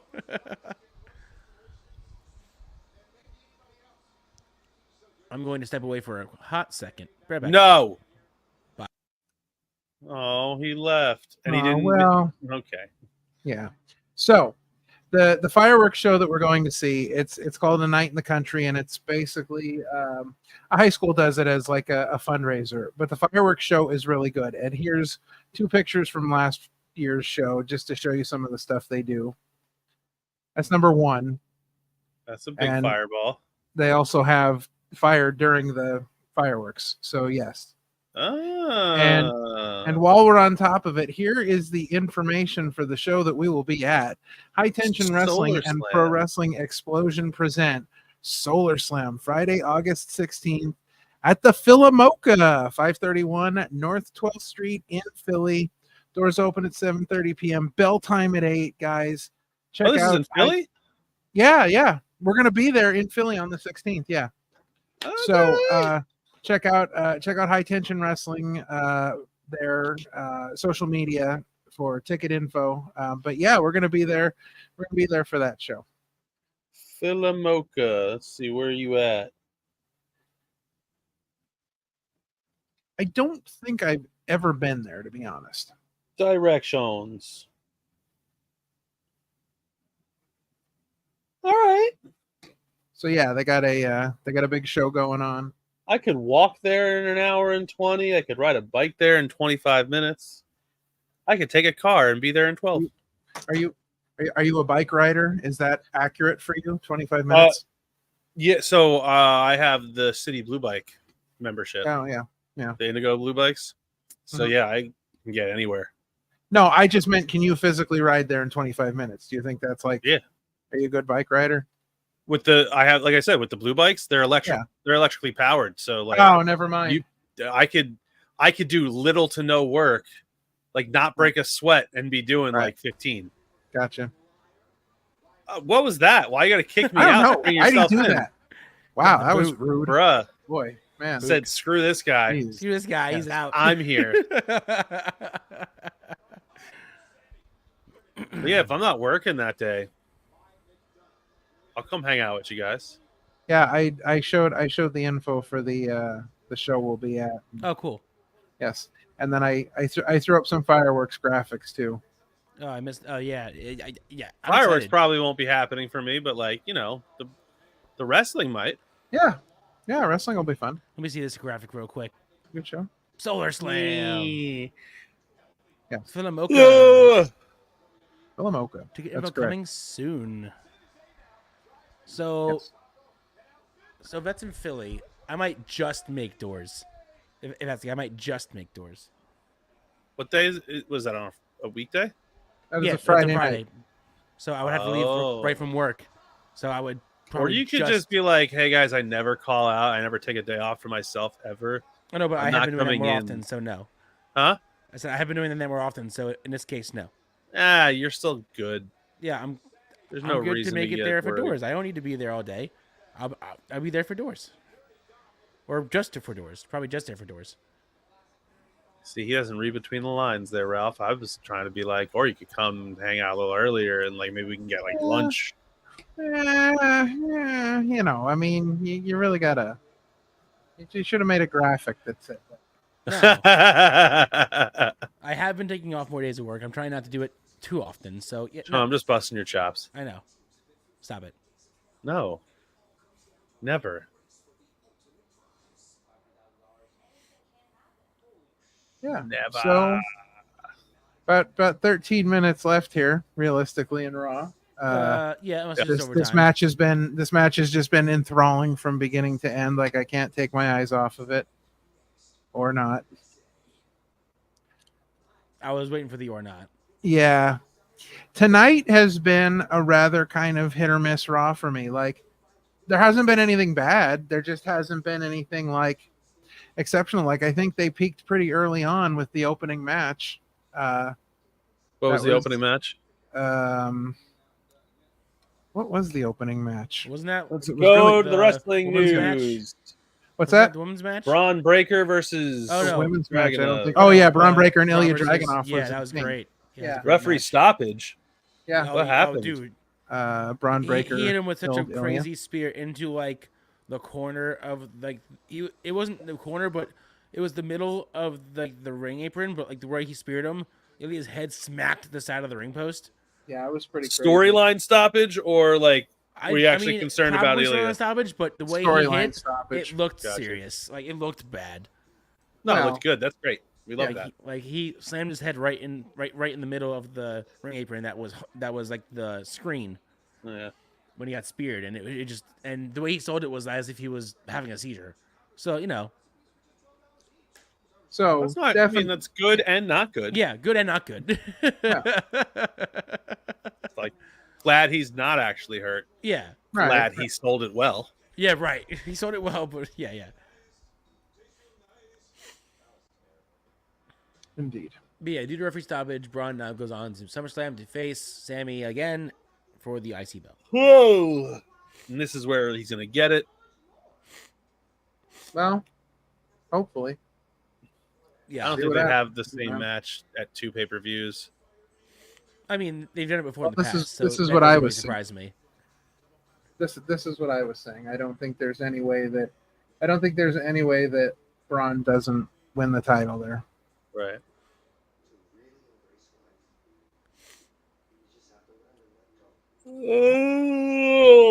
Oh God, I'm trying to make it. Trying to make it. I feel like tomorrow I'll be back to like a normal sleep schedule. Right. So I've just been trying to keep myself from taking a nap all day today. Right. That and I lost my water bottle this weekend. And I know where, and I'm not going to state where. Your big one?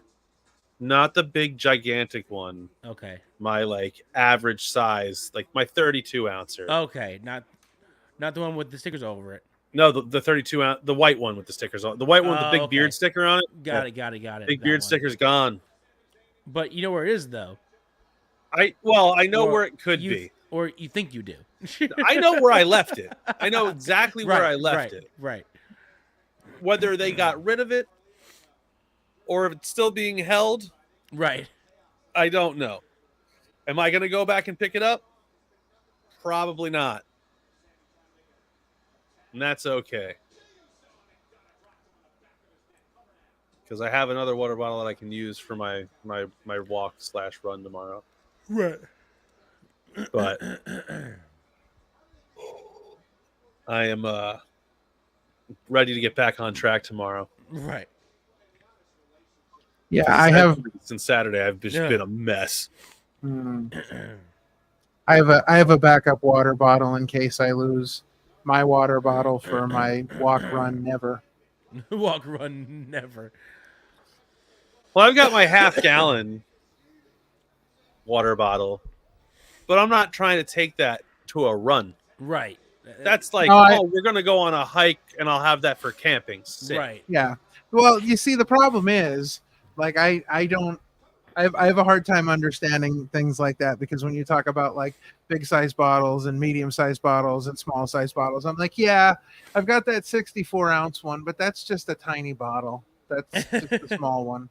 Right. Like, I drink so much, like that's just, that's funny. I'm pretty sure the 64 ounces is the glass of water I get before I go to bed. Yeah, I was gonna say, I'm pretty sure we bought a 12-pack of soda for the movie, and me and you, I think, pretty much split the case. Yeah, almost evenly. Yeah, we did. Damn, no, see, I drink water like that, like crazy. It was. I drink water like that. Sugar, at 0 work. calorie, but yeah, we just didn't want straight up water for the event because it was 4 Well, of no, us. that's fine. I listen. I used to be able to drink soda like that. Now my body's just like, dude, what are you doing to me? Right. The amount of gas that I get is just unbeholden to a normal person. And I'm just like, I can't be in public right now. Right. Because I am just going to be gross. Yeah. But I do like me a good old-fashioned root beer. Indeed. I'm a Mountain Dew fan just because I like to. I'm like into trying all the different flavors. Yeah, all the different listen, that's my big thing. Me and Mountain Dew, we go way back. I'm still a Mountain Dew fan.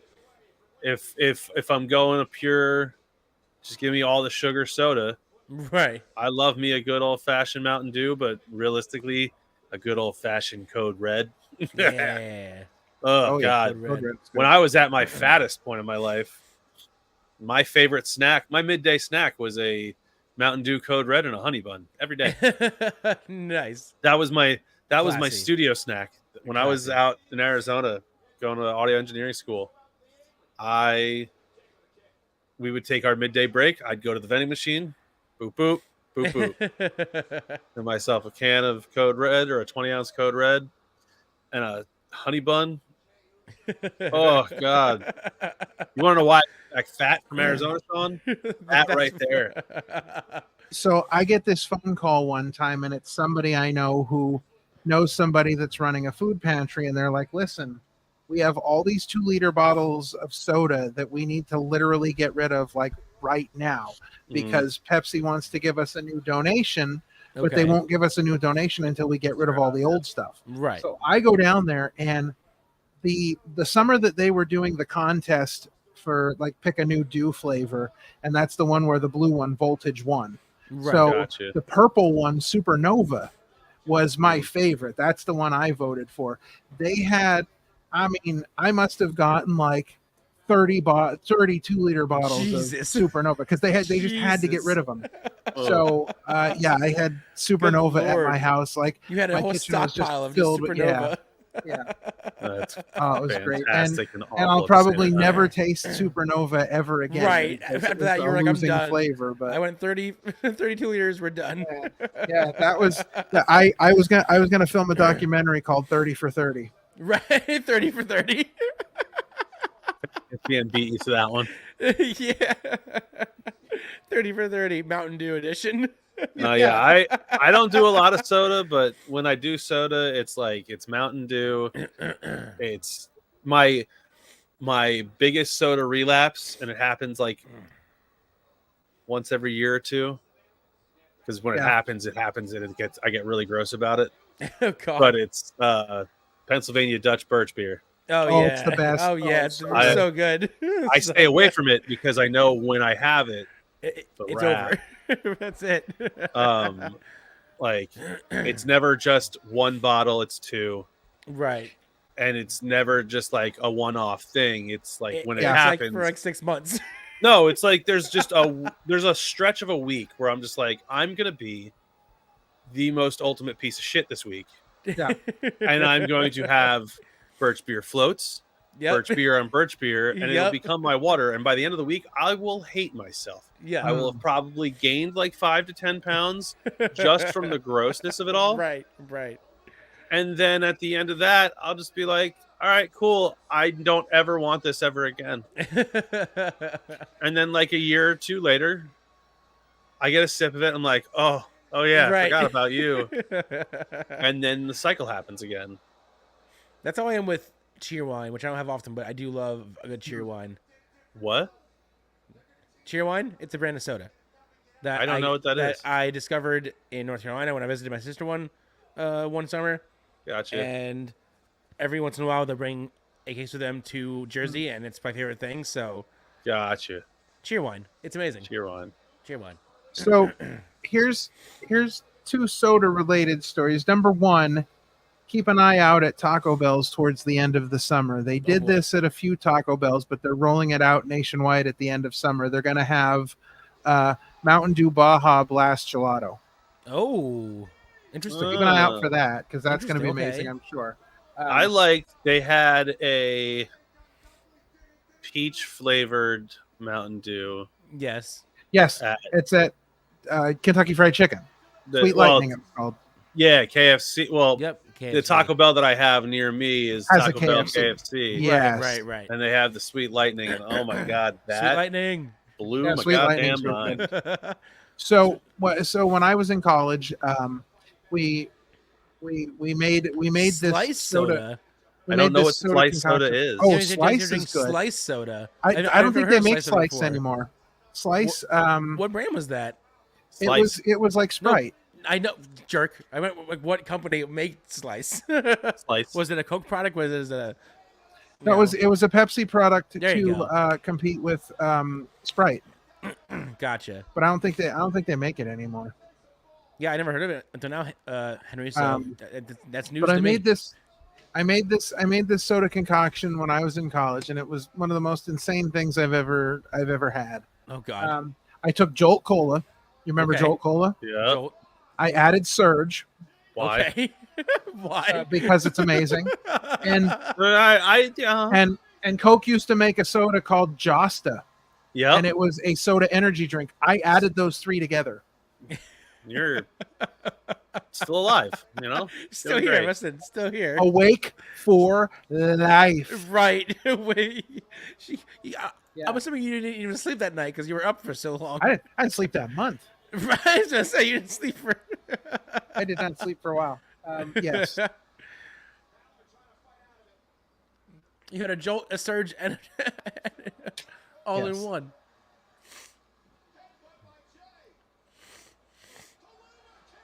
Damn.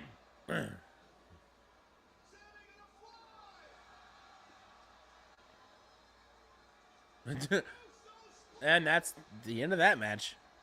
And in honor of that, my favorite Mountain Dew of all time was Mountain Dew Merry Mashup. It was the Christmas Mountain Dew. Oh, okay. It was cranberry pomegranate, and that is my absolute favorite of all time.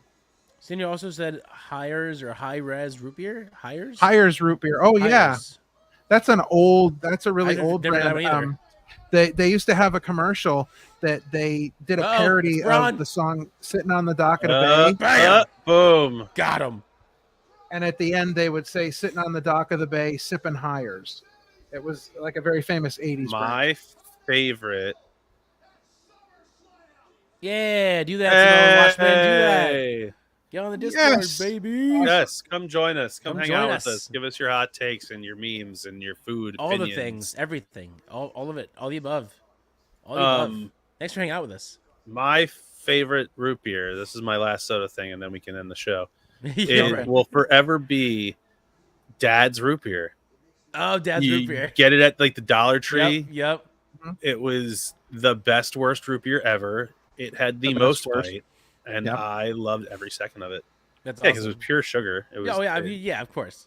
But like, God, Dad's so good. That's funny. Very good. Awesome. All right, so that's another 3 hours of it. Well, it's for some of us, another 3 hours of our life that we'll never get back. Maybe an hour and a half that you'll never get back. But hey, it is what it is. All right, guys. So, scale of 1 to 5. What do you give the show tonight, or what you saw of it? Solid 4.5. Okay. Yeah. Solid. No, I don't know. I'll just say 4. Solid, just a solid 4. I'd My give response it has been a 4.5 every time. every time 4.5 every time. I'm going to give it a solid 3.14297. I think that's A&W has a really good zero sugar or 0 calorie, 0 whatever. That's my 0 calorie root beer. Yeah. What was it? C. Henry said he would have assumed I said A&W. A&W, right. Let me tell you, that's what I have in my fridge right now. There you go, A&W beer. Right. A&W is the absolute best if you can find one of the A&W restaurants. Oh yeah. Where it's like the burger joints, but they always have like the frosted mugs, and then they have the tap that you can pour your A&W is the best when you find one. It's like that and a good Stewart's. A good Stewart's. Good Stewart's. Yeah. I'm pretty sure there's one still around here that I can go to. If I used to like Stewart's orange cream.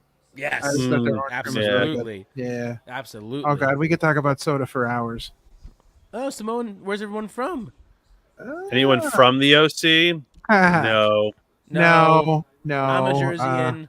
These two are PANs. One's from Philly, one's from Lehighton. Pennsylvania, woo woo. 24 seasons in one day, woo woo. Right, 24 seasons in one day. Snow in the morning, rain in the afternoon, sun before you go to bed. Right. Yeah, I know. Listen, he knows. Listen, you live in Philly. Not only do you get that, but you get Philadelphia traffic. But you walk most places, though, right? Or do you drive? Yeah, Oh, you got your electric bike. I forgot. Yeah, you have a bike and we have the car that we share, and gotcha. Everything else I walk. Yeah, gotcha. All right, life. Indeed. So do not forget a great many things. That being this Friday, chilling with possibly a bro and someone else. So do not forget about that this Friday.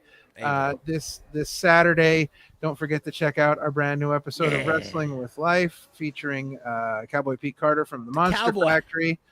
On Sunday, don't forget to check out episode 65. We are back in studio. We will be joined by the guest that we've seen the last 2 weeks as well at both of the places we were at.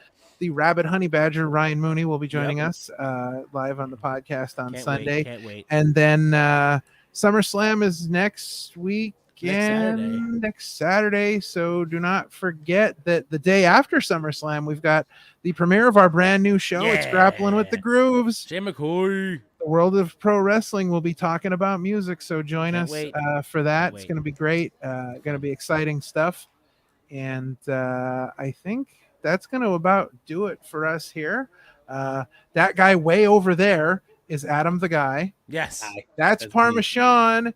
And I am King Ralph. And for Chillin' with the OC, we are out.